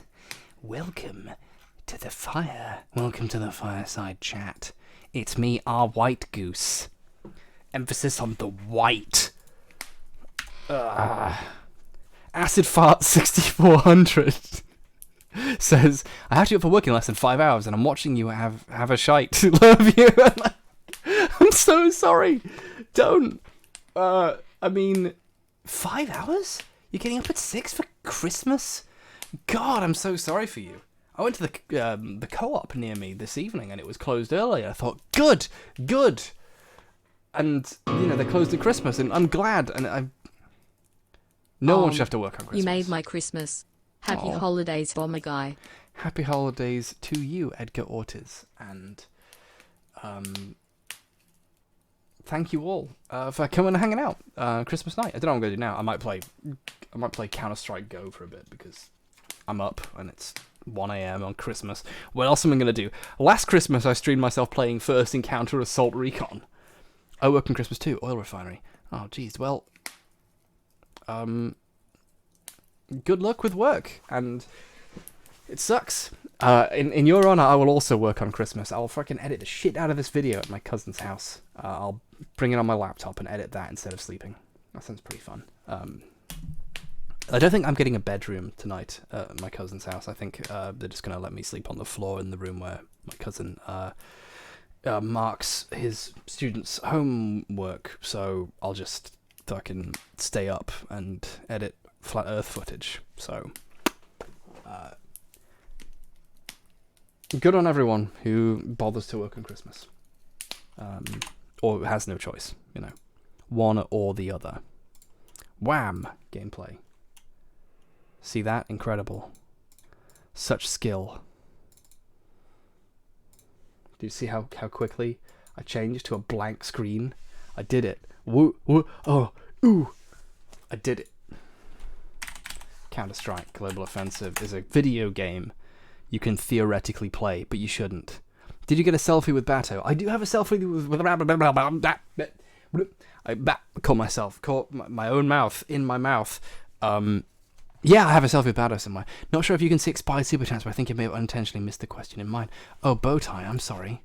Oh, geez, there is, I think, a button that allows me to see super chats. Let me look for it. Oh, no. Live dashboard. Let me look at this. Ah, I see it. Bowtie.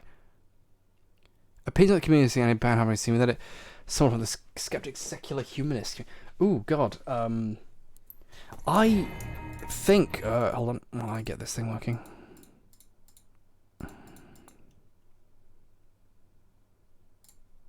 Bam! I think it depends what you mean when you say skeptic community, because Merry Christmas, Counter-Strike Go. Bleh. Because, like, let me turn my thing down. I've heard people say they're secular humanists, or, you know, I'm a reasonablist. You know, people always come up with new terms. Or I'm not right-wing, I'm a classical liberal, yeah, etc.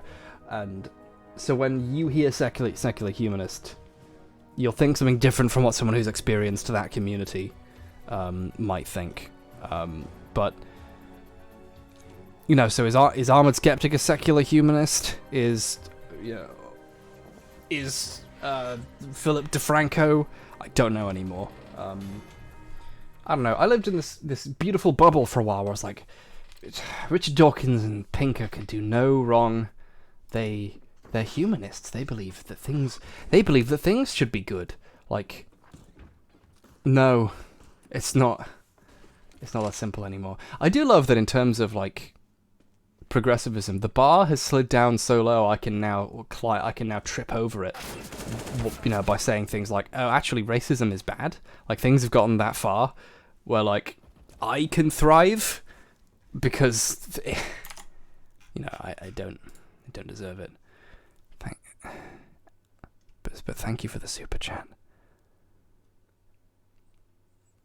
Oh, Guy, hi, you super chatted me, and you messaged me a video you made, and I haven't seen it yet. I promise I will get around to it, but I will attempt to do a Christmas, so it might not be for a little bit, but I'll get to it. Thank you for asking my opinion on video you made. I like when people do that, and I always forget to give good advice, so I'll try and give good advice for once. Thank you. You can leave now. It's you know, Christmas is over. The Christmas I'm sorry. The Christmas fun has stopped. And now it's just me playing fucking a bad game that I hate and I'm bad at. So, you know, you can all return to your lives now. But, you know, otherwise I'll play this game for a bit. I don't know how to play this game. Chrimbo guy's first persona is imposter syndrome. Oh, he is an imposter. He's not the real me. Shit. Oh, Jesus. That was over in a second. Oh. Yeah, I thought I'd stream tonight on YouTube because I was like, I need to remind people my channel exists. Which, by the way, loads of videos are in the works and loads of things will come out. One day a huge flurry of videos will come out and they'll be like, oh, that's what H-Bomb was doing all of last year. Play Senran Kagura. No. How to deal with conservative family. Happy Christmas from Brazil. I have no idea. I don't know what I could possibly say. That sucks. Being surrounded by conservatives in Brazil sounds like a not fun time right now. Run away. Just, you know, try your best to not get into a major argument and just, you know, get out when you can, or just argue with them a lot in a way that you know annoys them. That'd be great. Andre Monroe says, "What's your opinion on big anime titties?" I'm kind of ambivalent. It's one of the few things in life I'm actually ambivalent about. Normally, I would have an opinion, but like, you know,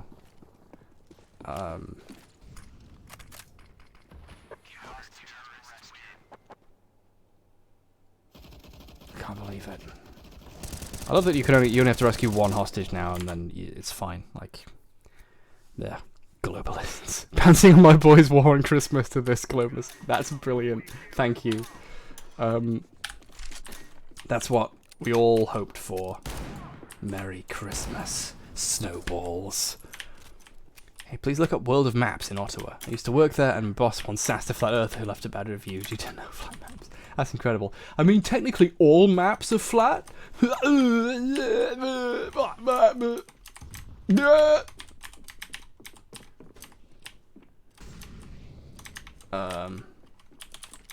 Apart from 3D maps that are on a globe. You know, apart from the kind of map. I didn't realise you could come through the wall over there. Oops. Merry Christmas. Merry Christmas, Globies. Hi, Zoe. Hey, Zoe! Nitro Rad is this game on GameCube. I wish. There is like an arcade machine version of Counter-Strike that I think was in China or something. Hey, bye Nitro Rad. Your videos are good. I'm having a good time thinking about your vids right now. It's protecting me in this age of bad game. This game is so shit. I hate it so much. And I can't stop playing it anymore. It's inside. Ah! It's inside me. You didn't see nothing. This guy's using the default fucking pistol. Fucking take that. Pick up the gun. Oh, you piece of shit. You little fucker. There we go. That almost killed him because his cat. He had to stop shooting to pick up the gun automatically and switch to it. I might have just fucked up that guy's life. I helped. Oh, jeez. Hey, Chrimbo. Hope you're having a good Christmas. Hope you're okay. Have a good Christmas. Aw, thank you very much, Mia Beck. I'm having a good Christmas because I'm streaming on the internet and my internet friends are saying hello to me. This guy's got a Berserk avatar. I bet he's a lovely chap. Just kidding. I quite like Berserk. So there. Do you like CS:GO Battle Royale mode? It's my favorite Battle Royale mode. It's so silly, and it's such like just a hack of a mod for a game that it's like it's satisfyingly broken to watch. But you know, I don't like Battle Royale modes. I think they're a waste. They're a shame. They're silly. They're bad. But CS:GO's okay. No, I hate it. But you know, it's. The CS:GO Battle Royale mode is the one I would play if I had to play one. But I don't, so I won't.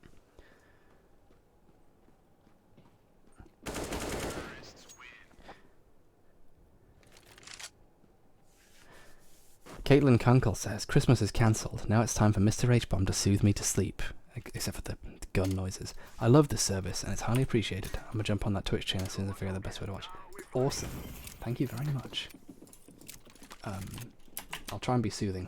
I'll try and just not fire a gun unnecessarily.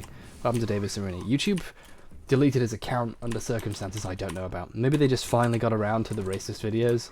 Maybe they just did the thing YouTube sometimes does where they're like, your channel's gone now. You got 3 copyright strikes maybe. Bye. You know, they do that sometimes and it's a bit shit because like I feel nervous whenever I see that happen to any YouTuber because it's like, if it can be done to them, it can be done to someone who's decent, you know. Never celebrate when a YouTuber gets suddenly deleted, even if you're kind of happy it happened, you know. There are people who've been deleted off of like Patreon or YouTube, and I'm like, haha, that's pretty funny, I'm glad. But like, if the reason why they were kicked off is easily mutable, then it's fucking stupid, and I don't support that. That's not how you build a platform that's good for anyone to be on. And as a member of a group that's seen as shit a lot, you know, I see, this platform's really easy to trick into kicking people off, is like, that's not encouraging at all. That's the opposite of that. So, that's my... I'm trying to read the chat and not die. Give me his gun. His gun's good. The penis is evil. Nope. What's going on?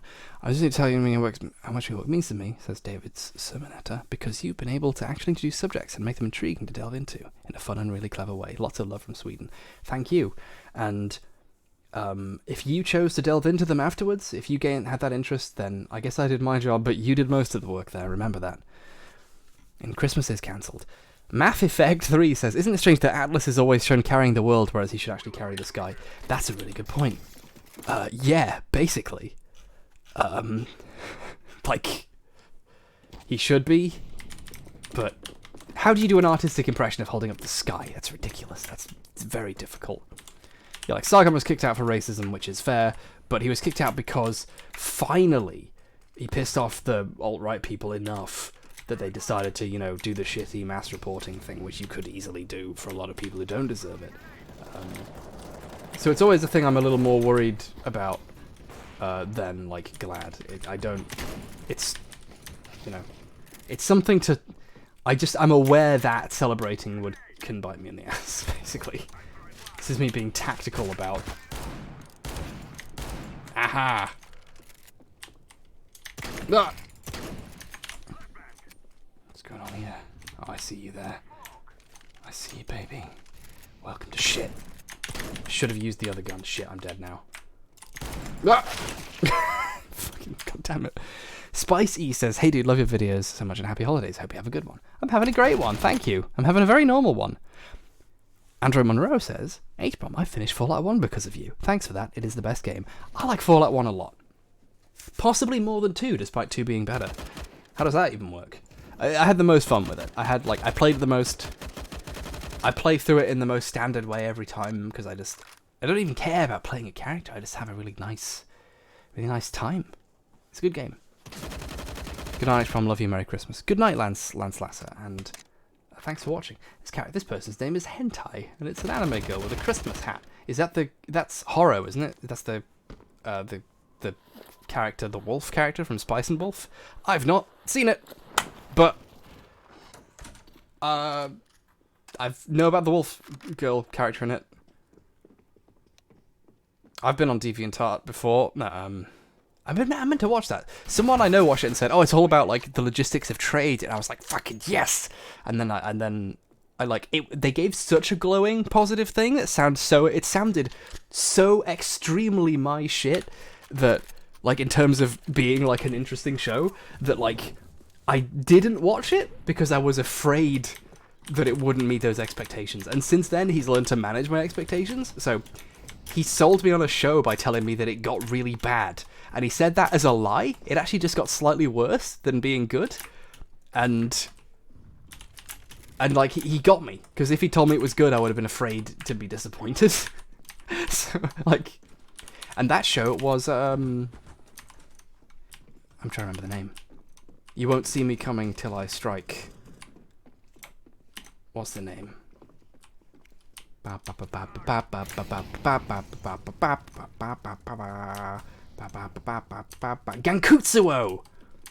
The Count of Monte Cristo anime. It's incredible. I hear the ED before I can hear it, before I can like think of the words of the name. It's such a catchy ending theme. Also, the opening theme is really good too. Oh man, I'm gonna check out Spice and Wolf eventually. Filthy libtard plays CS:GO. Excuse me, friend. I'm worse than a liberal. I'm a sklibral. I worship, in addition to supporting liberalism, I worship the dark god, Sklib. Aim head level, says Sonic. Thanks, Sonic. No, it's a shotgun. You aim for the bod. See? That would have wrecked him. Twitch. Clutch. You see that? I actually panicked. I just looked at, I looked away from the screen to the chat, and when I looked back, a person was in my sight. So I clicked, added in shock, and it killed him. It's incredible. I didn't earn that at all. Where are the blow-openable holes? Oh no, hostage. Shit. Where's the fucking where's the people? Oh jeez.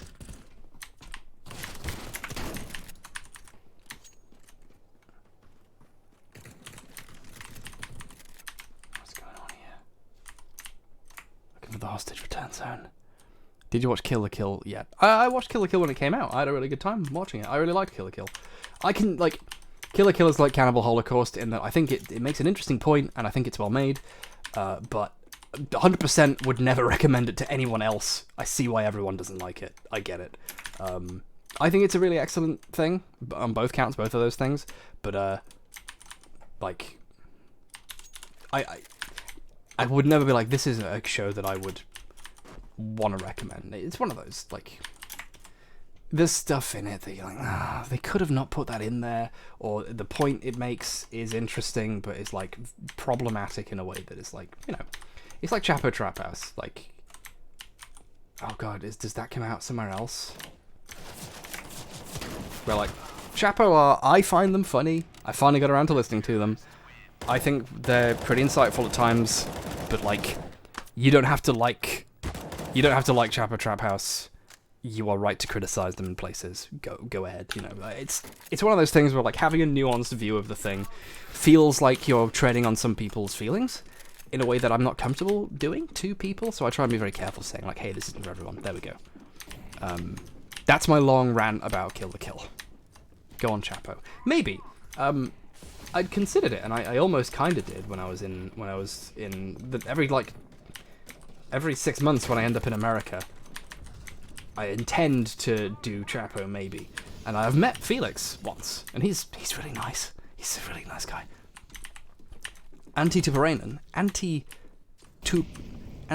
Sorry, your name is scrolling as I try and read it, and also it's I'm worried I'm going to pronounce it wrong. Anti-Tuparainen says, did you see Shirobako? Yes, I did, and on top of that, Shirobako is probably one of my favorite animes ever. I think it's really incredible what it does. I mean, hello! It's extremely for me already. It's about making anime, which is fun.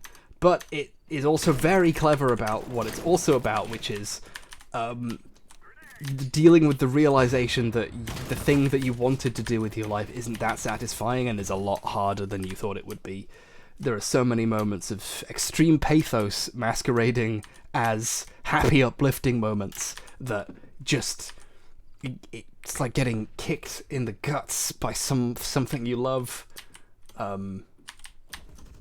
There's a Paranoia Agent is one of the few anime that's probably better than Shirobako, and it has an episode that deals with people who work on anime, and it does a similar thing, but it does it even more extreme in the most incredible way ever. There's a absolutely fantastic scene in Paranoia Agent where, like, whenever a character who's important to the creation of the show is in the frame, it'll pause and a cute animated character will explain what they do on the show. And they do it when they do like a shocking moment where the character finds someone's corpse, and then it pauses and the fucking happy, smiley character comes up and explains what their job, and it's like, holy shit. It's incredible. It's a really good show, and like it makes a good point. Shirobako great. Shirobako, also known as White Box. Check it out. Have you heard of anime? Lexington Steele says, will you ever do a video on The Last Jedi? If so, will it be longer than Mauler's? No video will be longer than Mauler's. That's my promise from me to you. However, I might talk about The Last Jedi at some point. I'm very happy that The Last Jedi did what it did because it completely lines up with how I talk about and interpret the prequels. It basically, like, for a lot of people, it legitimizes the viewpoints I feel the prequels provide, although some people still are like, hey, it's still bad. It's still a bad show, but yeah. I still don't like the prequels. I just now fully agree with the perspective you offered about them. Todd Howard! Considering you are now diving into the controversial world of Flat Earth, will you ever debunk the evil deniers of the flu that struck in Europe during the 1940s? I didn't hear all that because I got shot. Oh god! My bod!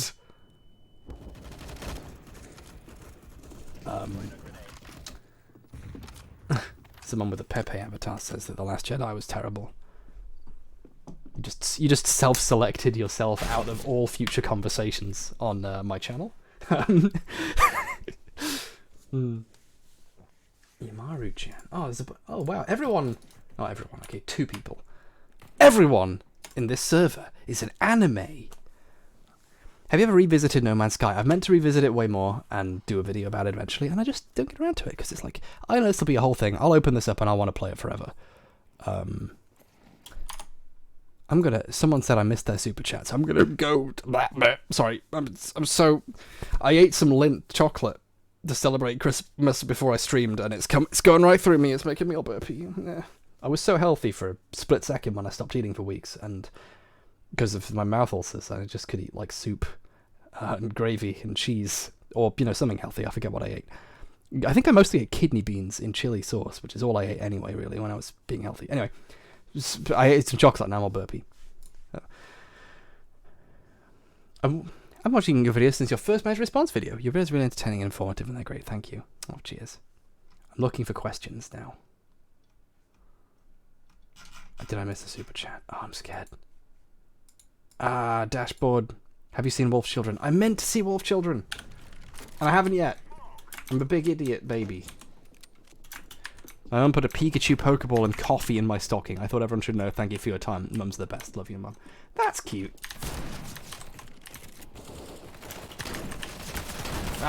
I'm doing a Secret Santa this year, and for my Secret Santa, like, you could put what your hobbies are and what your requests are, like the thing that you want, if you have a preference. And I put oversized bottle of ketchup.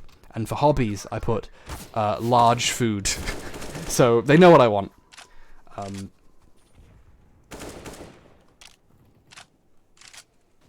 Why is Danger High Voltage the best song ever? I don't appreciate that comment, Chris. Delete that. I don't. First of all, there are plenty of bangers on that album. Gay Bar is better, in my opinion. However, there are plenty of songs that just didn't get popular, like Electric Demons in Love fucking slaps. It slaps. I don't even use that phrase very often. It's really good. It slaps. And I got ketchup as a gift because at Christmas, like a few years back, I got one of my cousins a giant thing of ketchup. And it was wrapped really heavily, so like you had to open 5 layers just to get this big ketchup. And he was so annoyed he left it at my house, and I spent the rest of the year with the ketchup. What's your opinion on Homestuck? No opinion. I don't play it. I don't do it. Dance Commander, it's fucking great. Improper dancing. I'm the Bomb. Excellent. But more than that, on an even deeper level, I'm angry at you because Electric Six have the rest of a career of albums up to like a year or so ago. And it's fucking like, listen to that stuff. Okay, here's how obsessed I am with Electric Six. In my book, my published book, that I've hopefully destroyed all copies of, so I try not to talk about it too often so that no one manages to find a copy and thinks to look for it. But in my book, in the middle of the book, I pause the story to review their latest album at the time. And there's a chapter that is effectively just, hang on, let me talk about all the songs on this album and why I like them. So I like Electric Six, and I'm really annoyed when people are like, oh, it's the Gay Bar band. They made so many good things. They even made a song about how annoying it is that people just know them for that. The song Gay Bar Part 2, which is all about, you know, I think the line in it is the soft, steamy shits demanding Gay Bar Part 2. Snowball? Eh. Oh, he's dead. God, I've just had a flashback to a horrible thing that happened to one of my cousins. And I did it. I inflicted it on him. We did snowball fights in like the local floor area, like in the grass in front of all the houses in my little cul-de-sac years ago. And I picked up a clutch of snow and felt something in the snow. Like a feel, like it was like something is solid in this, but it was too early. You know, I was doing the like dive, like just grab the snow and throw it kind of thing, and I threw.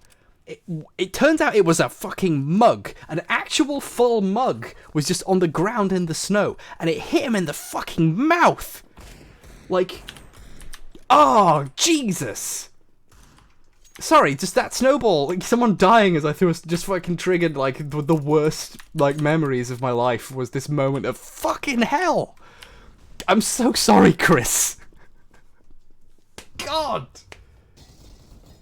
I bet he's forgotten it. I bet he has no memory of all the horrible shit I accidentally did to him and all the other embarrassing stuff that he hopefully will never tell anyone. But I hit him in the face with a mug, but my aim was terrible. I missed every other shot, and I hit him square. Oh God! Found the hammer. I'm a fan of the hammer. Oh. What's your favourite Revolutionary People's Labour anthem, and why is it Bandiera Rossa? Says the Baron. I'm partial to the English version of the Internationale. I like the singing in it. I like the lyrics. I like, you know, it's uplifting. I'm one of those classic people who's like, I like that one, just the basic one. He messed up his mug. My male cousin. What? I don't know why I said that. I have 2 cousins and both of them are guys. My male cousin. Why did I bother with that? One of my... I guess I think of... What the fuck was that? One of my cousins is, like, ridiculously attractive for someone who emerged from our gene pool. Like, he's... You know, he's good at looking nice. And every Christmas, I look at what, like, moisturizers and stuff he has, and I buy them. Like, I get the ones he has. None of them work. It's pointless. It's all stupid. But, like, how's your female mother doing? That's a great line. I just put that in something. But he's like, and the other cousin, he looks more like his brother. Looks more like he should be my brother. Like, he's that level of not particularly attractive looking, awful, schlubby boy. Anyway, yeah, so the one face cream I have in my bathroom is the one that he had last Christmas when I went down. So I'm coming down for Christmas again this year, and I'm gonna steal his regime again.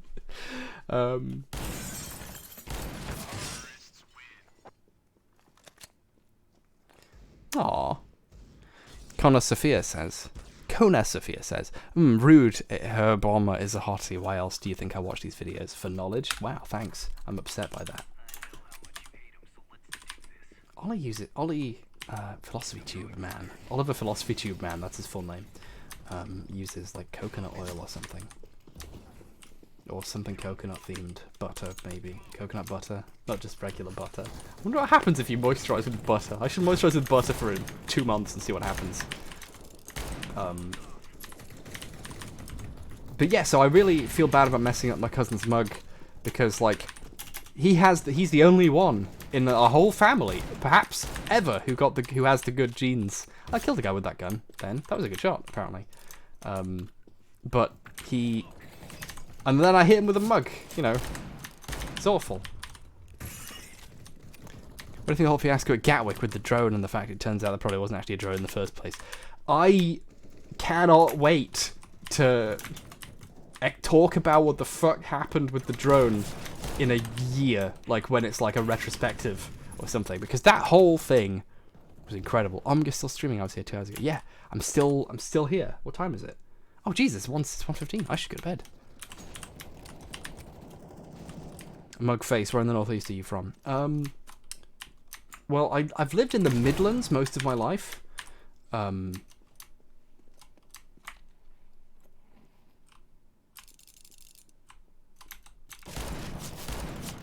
Shit. I have 3 shots left. Make him count.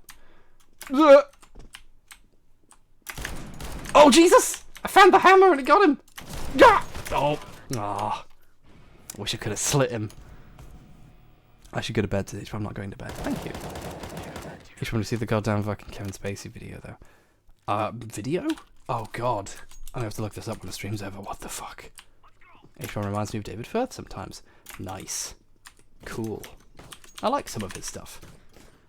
Oh, I forgot to explain this. The Desert Eagle is like the good pistol in this game, basically. Like, it's the one you use, really. And there's a replacement for it where this deals marginally more damage, but it takes a second to fire, and it's crap.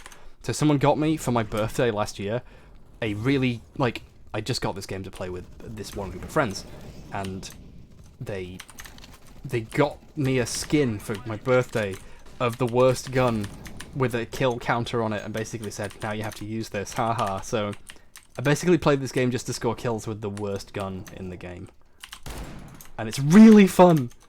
Like, it's called the Never Asked for this, which is really fitting, but getting 143 kill, like, working hard to successfully kill someone with a gun that's not very good, feels good. Worst gun in the northeast are you from? I mean, I was born in Yorkshire, and then I was raised in the Midlands, and when I was an engineer, I did a lot of work in Reading. I feel like I'm from lots of different places. Kevin Spacey uploaded a video as Frank Underwood, being all innocent until proven guilty or whatever. Fuck. I'm gonna check that shit out.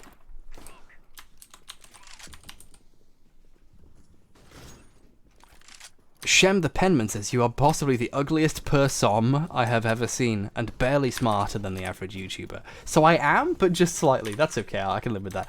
You're pity bait, and you do that well. That's a good point. I feel awful now. So I'm doing it again. See, it just keeps going.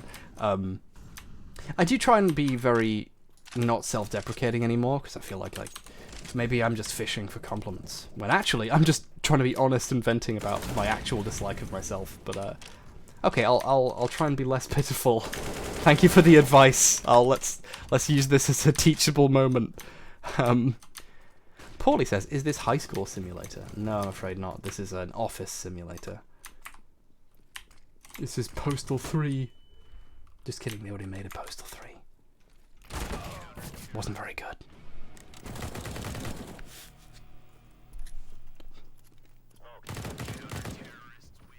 What's your thoughts on Dragon Age Origins, asks the gaming noob. I like using this shotgun for some reason. Dragon Age Origins is fine. Making a mulligan says it's okay to be pitiable. Yes, sweet. Excellent. Your dimple is every... Aww. I forget that I have those. Oh, that's my only redeeming feature, is it? My looks. Ugh. I'm one of those, I've always felt like I don't have bad self-esteem. My self-esteem is too high, I'm far too confident. But then, I looked up, I googled mental health, and someone, and, found, actually, no, people with low self-esteem and issues like that think they have really high self-esteem. That's the point, is they think that they it's a whole thing. I don't know. Whatever. But yeah, the Dragon Age Origins is fine. I went to play the others and didn't get around to it. I predicted when 2 came out that people would finally go sour on BioWare, because they'd finally be kind of over its gameplay style. But and I was happy when that happened, but it was also just a much worse game, apparently, so maybe it was just, it helped push along the thing I was interpreting from it, but there we go. Isn't the high self-esteem thing with body dysmorphia? Oh, that makes sense, It's like the difference between when actors try and act drunk. They act as if they're drunk, whereas when drunk people actually behave, when they're actually doing something in person, they are trying to act sober. So, it's backwards, there's you have the thing is the opposite of what you think it is. That was the lesson in that. What is it? DYZO. Hi, D. So what is your favourite, or Duiso, I don't know how to pronounce it. What is your favourite Electric Six song, and why is it Randy's Hot Tonight? I'm okay with Randy's Hot Tonight. It's one of the ones I listen to the least. But I think my favourite song is probably, oh god, I Belong in a Factory owns. I like You're Bored. I like Body Shot. I like all the songs. That's the problem. But I think it's between Steal Your Bones and Waste of Time and Money. Those are my favorite. Those are my favorite songs. What's going on? So I saw a comment, I wanted to respond to it. Didn't see it. Oh, what's your opinion on JoJo if you read the manga? I've read some of it, but I mostly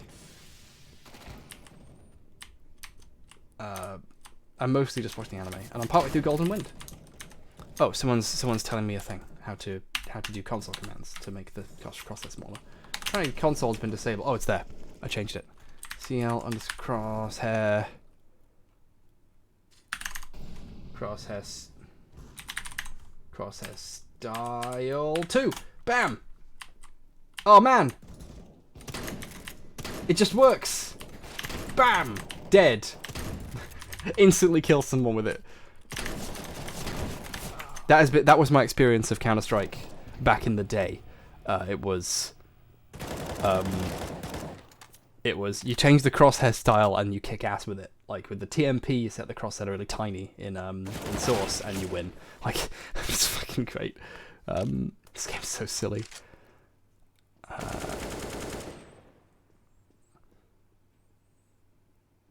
Who's your favourite philosopher and why is it Ollie? My favourite is a weird phrase to use for this, but I think my favorite philosopher is Slavoj Žižek. Not in terms of, like, I think he's right all the time, or I think he's particularly clever. He's my favorite in terms of, or maybe him or Chomsky, where I just find them interesting people who I want to watch. I want to watch them have takes. They're engaging in a way. Like, one of my favorite film critics is Mark Kermode. I think he's wrong 60% of the time, but I will watch Mark Kermode talk about a film. That's my thing. I do think Philosophy Tube is a good philosopher. He's on par. If I was to, like, I know the guy, so it's conflict of interest. I'm going to compare him to someone else who I know, so it's a bit of a an unfair point. Sorry, I just forgot the name of the other guy. Oh, it's Alain de Botton. Yeah, I'm going to compare him to this other guy I know. I worked for him once 4 years ago for 5 minutes, and so I think I pretend he's my friend. Alain de Botton. Ollie's like on par with them, where he's very good at explaining a thing using a lens that already exists and going, look at how he's not just telling you an interesting thing that he thought of that's clever. He's sharing how you get there, which is, I think, a very special and important thing. He's giving people tools, and that's really fun. Him and Alain de Botton is not like a genius. In fact, he's not very good. I just compared him to Ollie, so I feel like that's rude, because now Ollie works worse by comparison. But Alain de Botton is not a genius by any stretch of the imagination. He's good at a specific thing that I think is a very good thing to be good at and to do. Ah, damn it. Why do you think Mark Kermode's wrong 60% of the time? He doesn't like Star Wars prequels or Transformers. No. He's really... I like a lot of the things he has to say. And then I really don't like a lot of the other things he says. To put it that simple. Chomsky, also, yeah, he criticizes Zizek. So, like, them being my favorites is good, because there's a lot of crossovers where they fucking argue the shit out of each other, because they, like, hate each other, Chomsky's all like, oh, Zizek was very... I prefer to use data and analysis to rate things and, to talk about things in a way that is measurable and not just theory. That's, not just a guy gesticulating and sniffing and saying something that sounds smart but isn't. And Zizek was like, for someone who loves being objective, you have been objectively wrong more times than most other people in your field. So a lot of good tea. Is that the clever word that people say now? Is that the thing people say? Is that one of those newfangled terms that they invented after 1986? I don't know why I just said 1986. I'm not sure what the point is of that name. I would kill to see you live react to the Kevin Spacey vid. How does being a contrarian weigh into your opinions, Jackie Channel? I don't experience myself as a contrarian. I experience myself as someone with opinions that are their own, that they hold for legitimate reasons, which happen to be contrary to other people's opinions. But that's me. Go to bed, it's 1:30. No, it's 1:27. I have plenty of time. I just reminded myself of a joke that was funny, that I accidentally said a funny thing to myself in the car. And I was like, oh, this is funny. I caught myself being funny. Some force said something funny in my mouth, and I have to remember this joke, because I can't write jokes because I'm awful. So, and that's not a self-deprecating thing. I just know my weaknesses. Because everyone knows that I hate horses. And I was just talking to myself about how bad horses are, just until I thought of a funny phrase. And I was, the representative of the apocalypse are called horsemen, not manmen. For some reason, that got me going. That really gave me a boost. See how good I am with the good gun? Yeah, I shot a man and he died. Didn't take a full second to fire. I thought you were going to be the long lost bastard prince, says Radical Bacon. Nice. I wish I did as well. I liked my cameo being completely pointless and silly. I hate horses so much. Aw. Hey, Guy Height. Yeah, I try and read all my Twitter DMs. Sometimes I'll open them and go, oh, this is a thing I should take time with, and I can't right now because I was just checking them idly. So now I have to stop and come back later when I have time, and I feel bad because sometimes I don't get around to it. And I've marked it as read then because I have read it, and it's hard to come back to it. Once I accidentally hit the wrong button on my phone and marked all Twitter DMs as read and like lost correspondence with people I need to work with on a thing that's a secret project. That takes a lot of time and effort to make, and you know, now I lost several months worth of work time because the person I wanted to work, whose like time I needed, had asked me a question they needed to continue, and I had not answered at all. What? Look at that awful aim. You see that? I'm just basically missing on purpose. For Centaurs of the... Nah, it's okay. Secret project. I wrote a 500-page script, and I'm in the process of trying to make it into a thing. Did you already talk about Brexit, plus the fucking state of our country? I mean, I'm an expression of the state of our country. I'm awake at 1:30 a.m. on Christmas playing a fucking shooting game to try and distract myself from the impending doom for buff horse furries of me. Was there a video you wanted to make, but worried about the feedback you've received, so you didn't? Yes, I have 3 specific videos I want to make that I know people would hate, so I won't make them. And by know people would hate, I mean I'll make them eventually because, you know, eventually I will actually be a contrarian for the attention, and then I can finally make tropes versus women a measured response. I wanted to make a video called In Praise of Obnoxious Women and highlight a bunch of ladies who've said something wrong or in the wrong context or at the wrong time or been too angry about it, and then, you know, that piece of footage of them is used for years and years in thumbnails everywhere and as a representative of a whole thing, and just do a thing of like, you know, it's actually okay to be angry and for people to be a bit like weird or wrong or overreact to something at times. Like, people do that all the time. Like, just let them. I wanted to just do a piece that's like, let's sit back and let's just like relax a bit about this thing. And I it's specifically women because when it's a woman doing it, it's perceived as worse. It's perceived as like a more... I feel this way about Diane Abbott. Diane Abbott said something a bit silly, a bit wrong in an interview once. And for unknown reasons, just kidding, racism. Everyone knows forever about that mistake and will quote it on command and will talk about it all the time and will just hate her for it. Meanwhile, you can be Boris Johnson and fuck up constantly and perhaps ruin Britain as part of a career move that didn't pan out. And people will just forget and they'll make you mayor of London. Oh, jeez. You know, so I wanted to do a piece that's like, hey, horse lives matter. Thank you, Dalton Wells, for donating $5 in order to say that. Leave Chanty Binks alone. It's not like me saying, look what she did. It's me saying, here's someone who, you know, in the heat of a thing, behaved differently from how we would hope they did to be representative of our values or whatever. And I just wanted to, I want to stop and acknowledge that, like, sometimes people act that way and that's okay. I think I don't like how many people feel afraid to get involved in conversations because they're worried they'll say one thing bad once, or they'll get upset or angry in a way that's public, and then they're done, their career's over, and they're a laughingstock. And like, I want to do a piece that diffuses that and like celebrates people who are willing to risk being in those situations to try and be helpful or make a point, and I kind of really appreciate that. You know, I'm now one of those people. I now go out in public sometimes as me, and I'm like, I might one day say something, I might one day get upset, I might cry about something in public and be seen, and it'll be video footage and I'll be in all those thumbnails. And I guess it's really a video for me that's like, hey, people will do that to you, but it's actually okay to do it.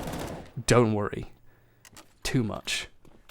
Okay, Frank Underwood and Kevin Spacey are trending on Twitter, so I guess I have to watch this thing. But that's the thing I would like to do. Come to meet up at Cambridge. Definitely, that sounds awesome. Yeah, Boris Johnson's referred to by his buffoonish nature, but in a way where it's like, oh, he's a buffoon, but you know, he has a fucking entire career, and people are gonna fucking elect him prime minister in the next 2 weeks. But like, Diane Abbott will never escape the funk that exists because of like a couple of minor mistakes. It's really annoying. It's a piece I was never super happy with, which is why I decided not to make it. Well, I'm not happy with the optics of it. It's not really clear what my message is. And also, I don't know what the message is. I just thought of a title that seemed interesting, and I've tried going from there, and haven't really been able to satisfyingly, so I didn't make the video. But I would like to do a measured response to tropes versus women, though, and be like, hey, here are you know, from a male feminist perspective. Here's the thing that here's the things where I disagree with it. Here's where I think this is a bit wrong or silly, and then do a second and have the second half be now. Because my biggest criticism of it, basically, is this is Feminism 101, which is a double-edged criticism, because it's simultaneously, like, kind of a criticism. Like, you want the thing to be as advanced and representative of feminism, and put up good ideas, and you know, make a point. You know, you want to turn people into comrades, and it doesn't do that, so it's bad, whatever. But the other perspective of it is, isn't it good that there are things that are 101? Some people need that. And aren't I really, instead of criticizing it, ultimately just acknowledging that it isn't for me in the place I am? Like, I think that's something I want to explore.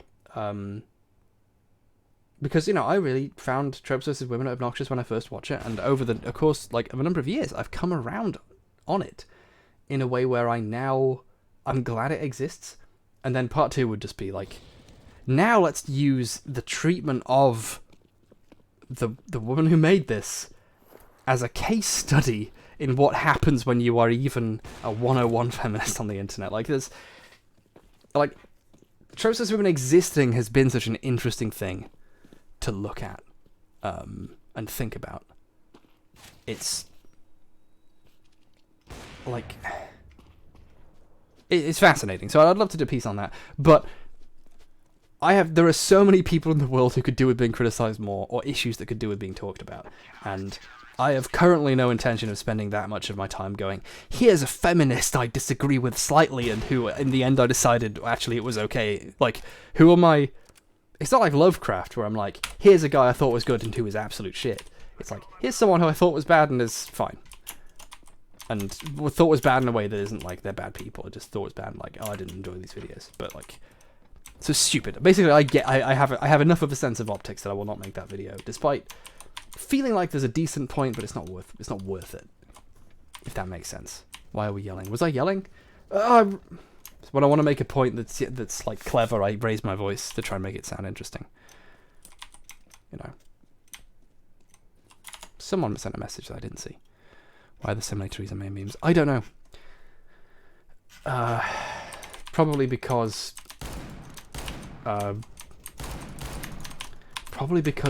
she's a woman. No, that's not true. Like, I wanted to be like Theresa May dancing bad, being picked up on and made fun of by everyone immediately. Maybe says something about the gender politics of our society. But frankly, Labour lost an election because a man ate a bacon sandwich wrong. It's just how bad the media is all the time. I'm not going to discount the treatment of women in politics is a thing, but it's also just bad on a level that's dark enough where it's like, maybe it's also because that's what politics is. But I don't like dismissing something as that, like, oh, it's just how it is. So I'm not really happy with that. But there's probably a lot of Theresa May memes because it's really funny making fun of Theresa May. She's an awful prime minister. Brexit is going very badly. Everything is a nightmare. So it makes sense to just like fuck her, basically. You know, like, it's, of course there's gonna be. But there we go. Someone asked. Someone asked if I'll have to just go up and check because they super chatted it. Cassidy Mooney says, are you a fan of Big Joel? I'm a big fan of Big Joel. I'm a large fan of Large Joel.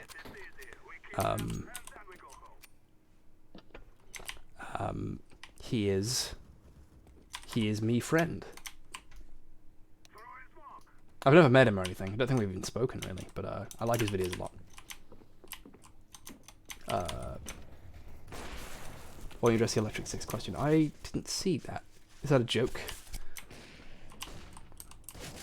Ah! Sorry. The reason I didn't address it is because I'm playing a game getting distracted. I promise to make more videos as well done, Class Lord. Is Anita Comrade or just talk to him? I don't know her that well. I met her once, and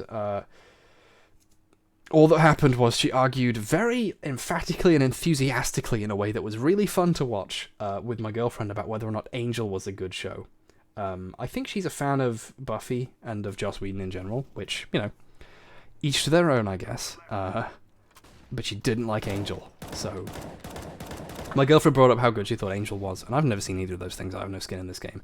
And she slammed her hands on the table and said, I will fucking flip this table over. That show is a piece of shit. And I was like, oh, fucking hell, this is it. I'm so glad I came to this. It was great. I also met Step Back History there, which is a good YouTube channel you should watch. They're really good. They don't have enough subscribers, so get them. Watch them. Good history stuff. Also, one time he said communists in reference to me.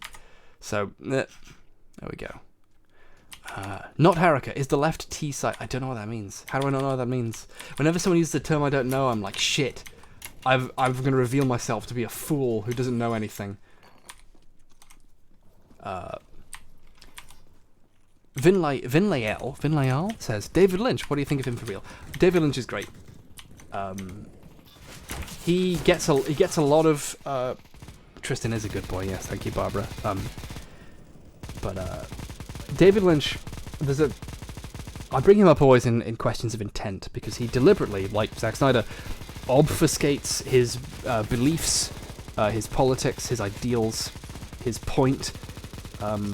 Not enough that you can't detect them if you watch his stuff or watch interviews or read his stuff, but like he puts the onus on you to decide what you make of his work, what you think about it, what it means. Will not tell you you are right.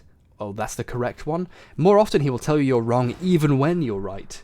There have been times when people have said to him, like, am I right about this being what this is about?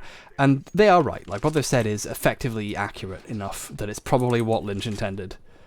And then Lynch has said, put the mic to his mouth and said, no, and put the mic back down. Like, that's just what he does. And that forces you to say to David Lynch, I think this, and that's on me. And I think that level of responsibility for having an opinion, and refusal to try and make someone else decide what something is about or how good something is for you, is something I deeply respect.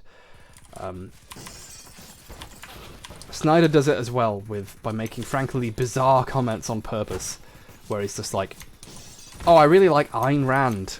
It's like, I get what you're doing, Zach. Well, he didn't even say I really like Ayn Rand. He said, I think The Fountainhead is a really interesting book about building something.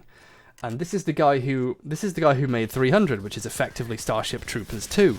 And it's like, well, what does he mean when he says that? And it's up to you to decide. Like, and people jump on that as like, oh, he's a libertarian, therefore all his films are bad and clearly libertarian. It's like, well, that's not how you would analyze the content of a film. Like, you watch it and talk about its meaning, and it doesn't really matter what the person intended in terms of their work.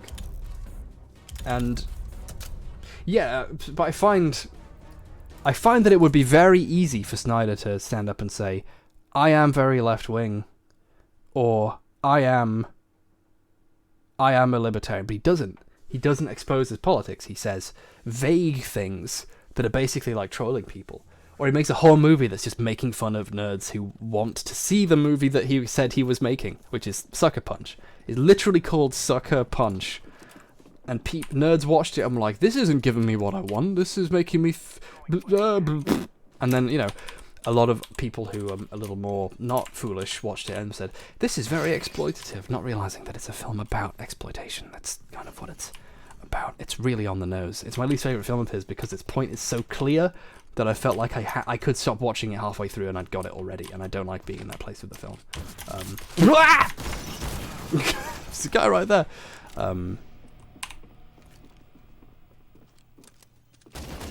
Guy High says, I love how I raised the point about Snyder being an objectivist, and then next one guy debunked it without even seeing my comment. Yeah, like, the term libertarian has multiple meanings even. Like, it's fun to toy with the term libertarian, to say I'm a libertarian, because there's such a thing as libertarian socialism. That might even be a term that applies to me. I like liberty. I like people having freedom to do things. That term is very easily co-opted. I did that on purpose, I promise. And it's also very easily, and it means a lot of things. I mean, Ayn Rand thought libertarian was a silly term. She called herself an objectivist. And what does objectivism mean? Like, is objectivism specifically the exact socioeconomic beliefs and perspective Ayn Rand had? Or is it just some of her philosophical beliefs, which, in some contexts, actually make a lot of sense? Like, in some contexts, this is an important classifier. The Fountainhead specifically is a text about what it means to create something. Extruding away the creator's own politics and taking into account the fact that an adaptation can criticize them. The Fountainhead is the most good thing Ayn Rand wrote. Atlas Shrugged got big because enough people liked the Fountainhead, for especially the good parts of it, to go, I'm going to read this next thing, and then that's when the thing happened. Like, every writer needs a first book that's good and a second book that, like, is the thing, the catalyst, you know. It's very rare, like with like maybe Harry Potter, where you make one book and it goes big. With a lot of authors' careers, you get a good and promising first thing, and then a thing that, quote unquote, you know, delivers. Atlas Shrugged is garbage. It's absolute shite. It's the least art thing I've ever read in my life. It's pure ideology. It's garbage. But The Fountainhead, a decent portion of it is attempting to explore a question and explores it in an interesting way, and is vaguely critical of a lot of so-called libertarian beliefs. It's one of the books where it's like, normally I see myself partially as my job as being like, let me save you from wasting your time. Here's this thing, why this thing's bad, now you can move on and not have to bother with it. But I would recommend people read The Fountainhead. It's exploring a topic, and it explores it in a way that's, you know, better than anything. You know, if you read one thing by Ayn Rand, if you have to, if someone forced you to, that's the one that would be worth it. All the others, no. No one wants to read Ideal. No one wants to watch fucking Atlas Shrugged parts 1, 2, and 3. Ooh, baby. Someone there? Nope. Where are you?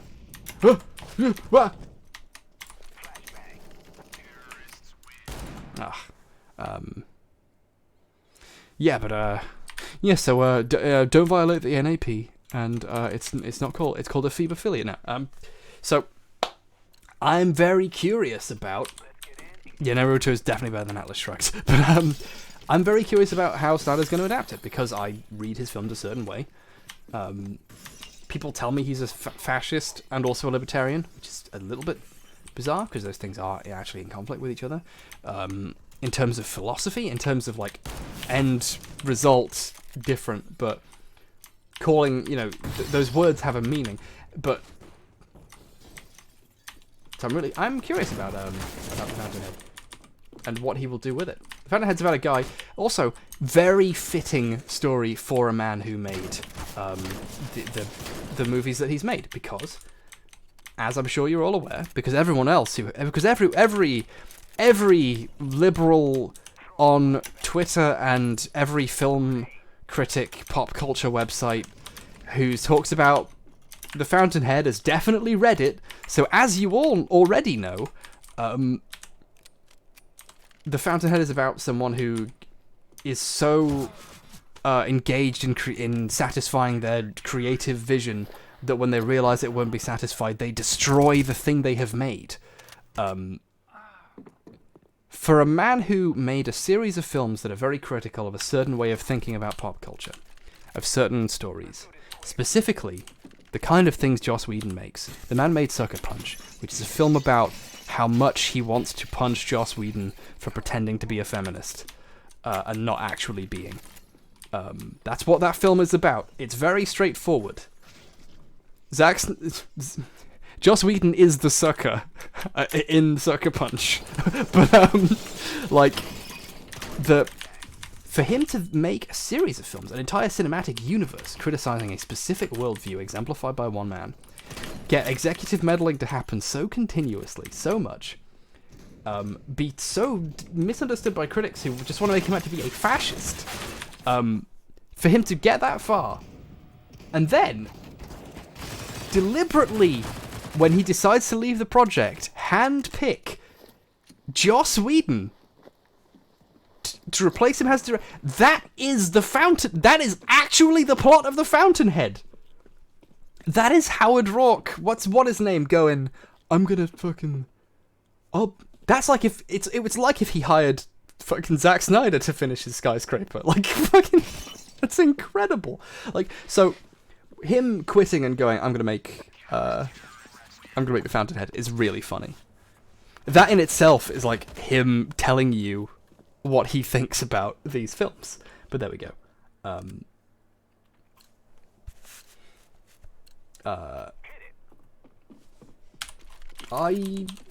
quite like Zack Snyder's stuff. You know, I could tell you I've met Zack Snyder and he's verified to me, but asked me to keep quiet that he's a socialist. You know, I could cite examples of socialist things he said. I could point out the particularly interesting feminist things he has done and his reputation in the industry for being a really nice man. I could talk about his 4 now adopted children. You know, all the things that libertarians don't usually do.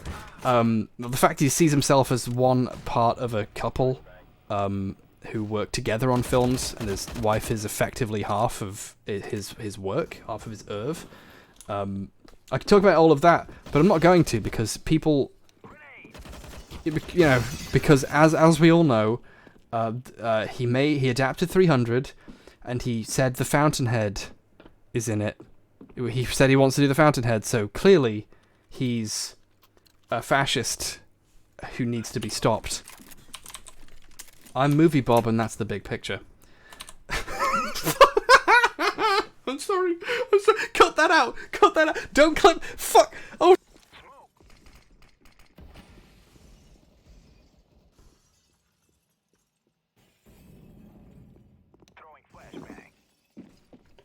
I'm kidding, of course. 300 is how the Spartans saw themselves. Exactly. Fuck. I like 300. It's a very obvious film.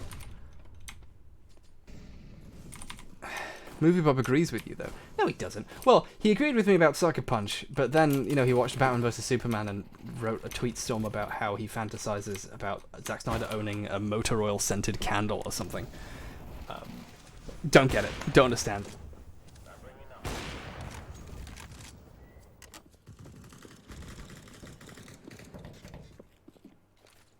Dr. Lehman did a great video on Thread. I have not seen that. I haven't seen many of Dr. Lehman's videos. I haven't even watched the one he's made called, Why the Left Will Win, and I'm in the thumbnail. I haven't even watched that one, so... I have noticed you, Andrew Harding. Thank you for giving me $2 to ask to be noticed. You have good banter. You should live stream more. I live stream twice a week, you fucker! I really, really need to mention in a video that I have a Twitch channel. Because this is ridiculous. Well, I try to do it twice a week, but several times I didn't stream for a month this year because I've been going through some stuff. No, I went to Australia. Is anyone a Batman v Superman apologist? Not particularly. I'm a Man of Steel apologist. I like Man of Steel quite a bit. Batman vs Superman is okay, and the director's cut is interesting and better, and I think really has a lot to say, but it's not that great. It was clearly a film that was messed with a lot in editing and in production by people who didn't get it, by people who wanted it to be a Joss Whedon film, and so it's a fascinating film. Even the things that are wrong with it are interesting. and what the fuck is the Twitch? Twitch.tv/hbomberguy. Check out my thing. But like, it's good. It's interesting. I don't know. Justice League's bad though. It's really bad in a way that's irredeemable and not even worth talking about. Apart from the quite funny thing of the villain is just like an open Freudian joke. Like, they made the villain as generic as possible so they could deliberately explore the characters more and make a more interesting point about it. So the villain is like this placeholder for some other thing that doesn't happen. He literally just walks around talking about how he wants his mother's box. Like, do you get it? Like, it's so silly. But then they don't do anything with the thing. It's very clearly a movie that was just fucked with. A lot. Suicide Squad's bad as well. Wonder Woman's okay. It's better than Joss Whedon's script. It's almost like there's a theme here. Haven't seen Aquaman yet, but I can't bloody wait. The really fun thing I find interesting is I can talk about the themes and ideas of Marvel movies in detail, and people will pretend I know an awful lot about them. But there are 2 Marvel movies that I have not seen, and I can talk authoritatively about what's in them and what happens and what they're about, and have a nuanced conversation about it and not be caught, because those movies are very easy to make up in your head because they're the same movie every time and they're all bad. They're all just fucking I can't do you remember the scene when the man was sad that he was bad and hadn't been as good a person and redeemed himself a bit by being mean to generic bad guys? Like, which one of those movies did I talk about? I clicked off the stream and instantly got a PragerU ad, came back to tell you, nice. Released the D. Snyder cut. I mean, I'd like to see that, at least. I don't think it exists, but there we go. I think it's pretty obvious when HBO hasn't seen a movie. Aw. I've several times now I've said to someone who's big on Film Critic Twitter, like, now I've had this discussion, I want you to tell me which 2 Marvel movies I haven't seen. And I have never... my jaw just very loudly clicked, and it hurt the side of my mouth. Jesus. I've never got a correct answer for which one. Although, to be fair, on one of them, I've watched a clip from it, and a lot of my discussion is of the shot composition of that one scene I've seen, which technically, I guess, means I have seen the bit I was talking about. But there we go. I've seen both Guardians of the Galaxy movies. That's 2 I'll give you for free that I have seen. I've also seen enough of Infinity War on a plane over my shoulder that even if I hadn't watched it, I've seen it all. But yeah. You've never seen Ant-Man and the Wasp because okay, that makes 3 movies I haven't seen. I forgot that film exists. Merry Christmas. No one cares about Ant-Man and the Wasp. Is Age of Ultron one of them? Sadly, no, I've seen Age of Ultron. Age of Ultron might actually be objectively the worst movie ever made by a human being. Age of Ultron might have been what got Trump elected. No, I'm just kidding. But it's bad. It's a bad movie. You know, Avengers 1 is interesting in its badness. It has something to say with its issues. Avengers 2 is just an awful film. You know, Avengers 1 is piss Christ. Like, oh, there's something here. This is a silly idea, but I get the point it's trying to make. It makes it very badly. There's a lot we can say about culture in this. Avengers 2 is like drinking piss. By comparison. The difference, I feel, is palpable.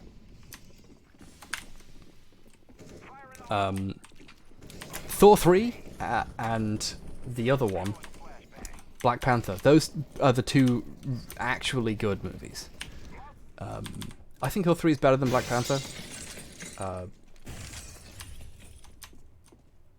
And I take some umbrage with the notion that Black Panther is I don't know. It's difficult to say. I think Black Panther isn't as good as people say it is, but I think it's an important movie, I feel weird saying that about a comic book movie, but it is. And, it is very much not as I don't think it's as good as Thor Ragnarok by a pretty wide margin, but it's, even if it was like a really generic, if I'm just steal Sean's opinions. I remember I talked to Sean while he was making that video, and he said, "You've just said my opinion to me." And I was like, "Oh shit, well I guess I don't have to watch your video now, do I?" But even if it was a very generic, straightforward Marvel movie, I think there's something to be said about how it's like the first very largely black-casted movie that is a generic Marvel movie. We've not had one of those ever before, and like that's something I'd like to acknowledge, and that's like kind of important, It's like when Hyperdrive came out. Hyperdrive is a really bad sci-fi comedy. It's not very funny. It's not very good. No one liked it. It got 2 seasons and no one knows why. But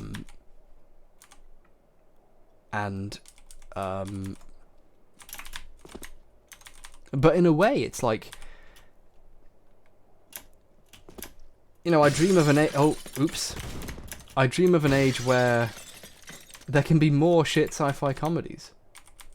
Where it's okay to make one of those. I dream of an age where Hyperdrive wasn't basically the only attempt we've had to make anything as decent or good as what's it called? The one with the guys who are on the space plane. Everybody's Dead, Dave. All of that. What's it called? Red Dwarf.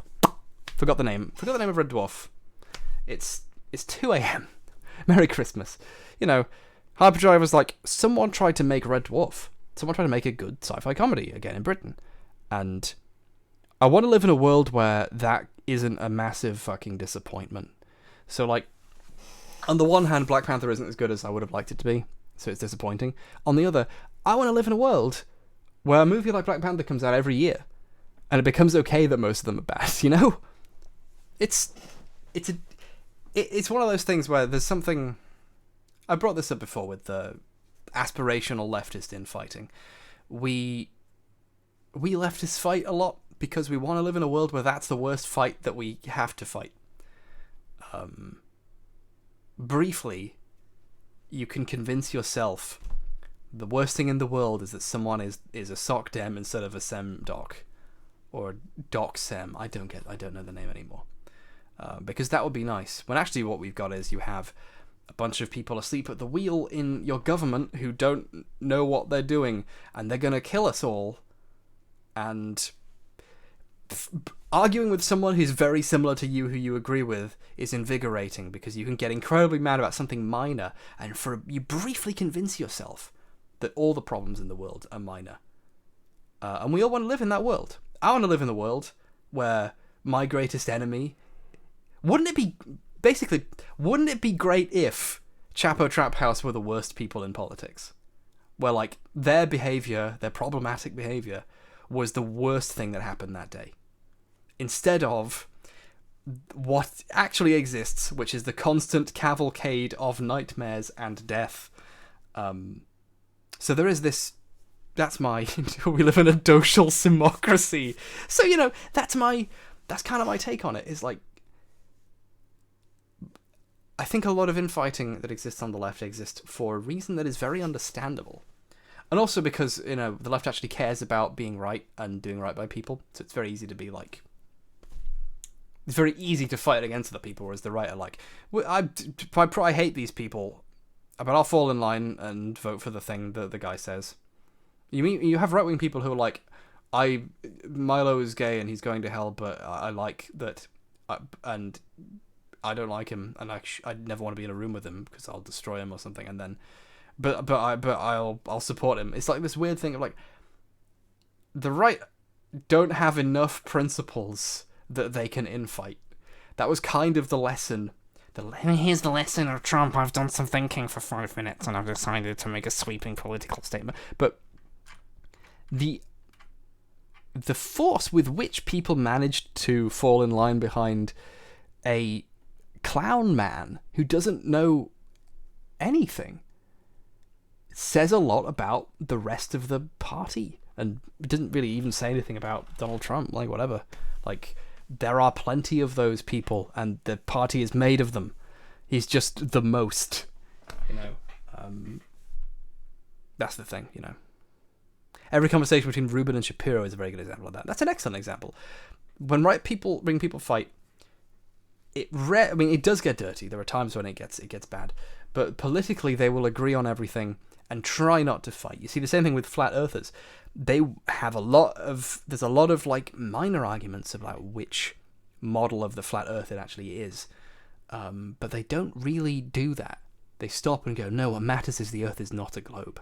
And that's the party line. And then everyone says that, and everyone tries not to upset this very delicate balance of all the different firmaments and designs of the map. And everyone tries not to acknowledge the actual problems with their beliefs. They just try and go, all that matters is this other thing is wrong. And that's kind of how the right organize.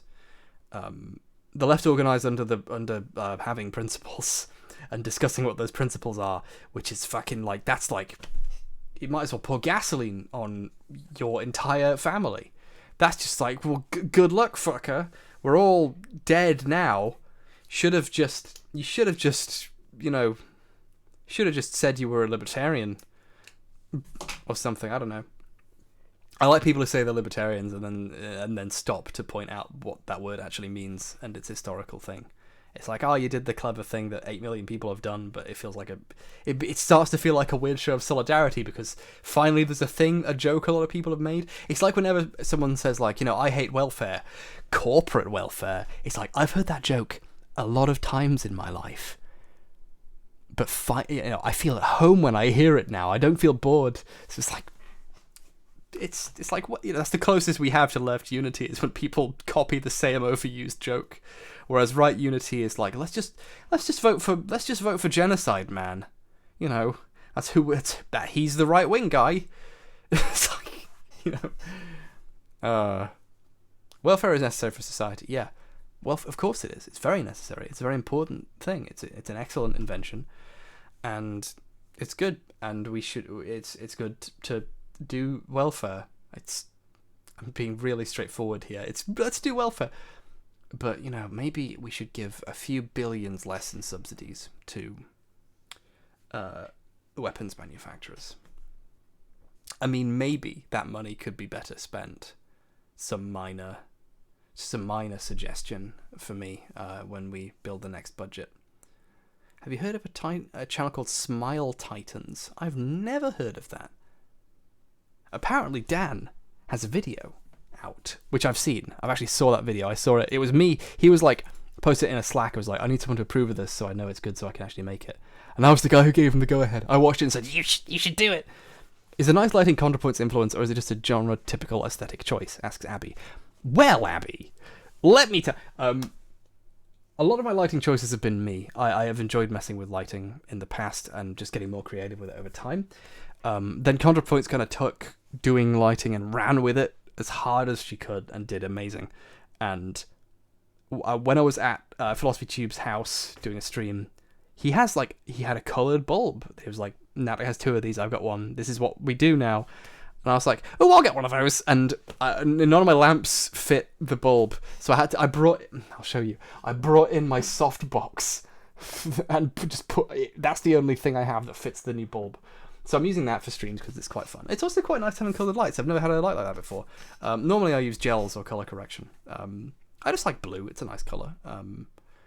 I feel bad of like... I always worry, I worry about looking like I'm trying to rip someone off or looking like I'm trying to hide it rather. Like I'll hopefully say I'm an avowed thief of that bulb type. I literally was like, hey, what bulb is that? I'll buy... lighting is fun. I want to do more. It's a nice colour, yeah. It's also quite... It's not very bright, though. I think this is actually the brightest that light can do. Let me check with my telephone. Yeah. That's nicer. Yeah, this is the brightest that this blue can get. But maybe there's a brighter blue. Perceived brightness changes with hue and tint. Who would have thought? Yeah, so there we go. Yeah, yeah, lighting's fun. Check it out. Show us your feet. No, I will never post feet. That's my one rule. And also, I will never read Homestuck. When is Philosophy Tube Band doing a cameo on the channel? It's in the next video. We have a cool thing where we have one scene that's in both videos, but you only understand it when you see the video. Like, you've got to see both sides.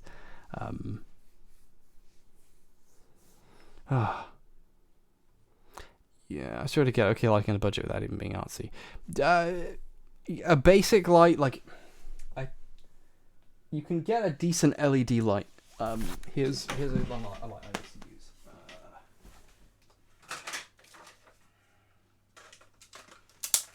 This is an LED light I got on Amazon that is really, really good. It's ridiculously bright, actually. I got it because it was one of the brightest ones they had. And I've got another one, and they can be quite cheap. They take a battery or they plug into a wall. And they're excellent for just stuff. So, like, for the vid I did on the Q&A of the videos I've done where it's coloured, like it's purple and blue, what I did was I had this light, I had a regular white light, and then this light with a very mild blue tint gel on it that it came with.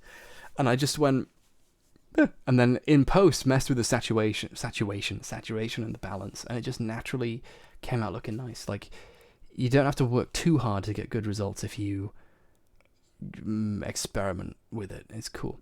The Volgun, whose name has a ticked person is in the chat. I'm going to have to check them out. The Volgun says, "Man, your audio is actually perfect. Such a pleasure to listen to." Thank you. I try very hard with audio.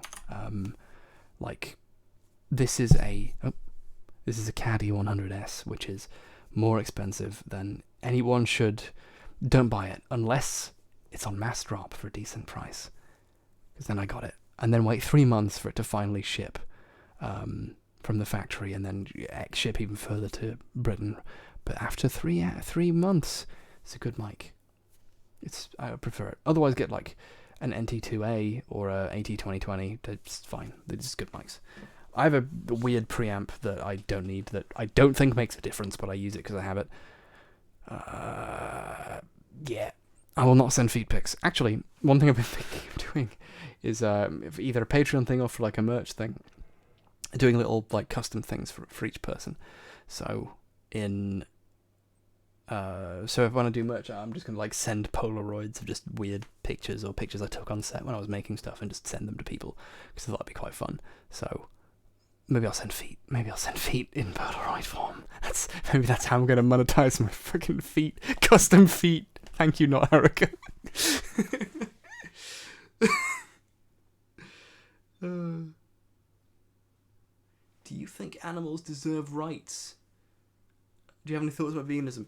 I accept a wide variety of vegan and vegetarian arguments, and have not chosen to stop eating meat yet, because I'm very nervous about it, about having to actually do it. And I probably should do, but I just haven't yet. I do basically agree with a lot of vegan arguments. It's bad.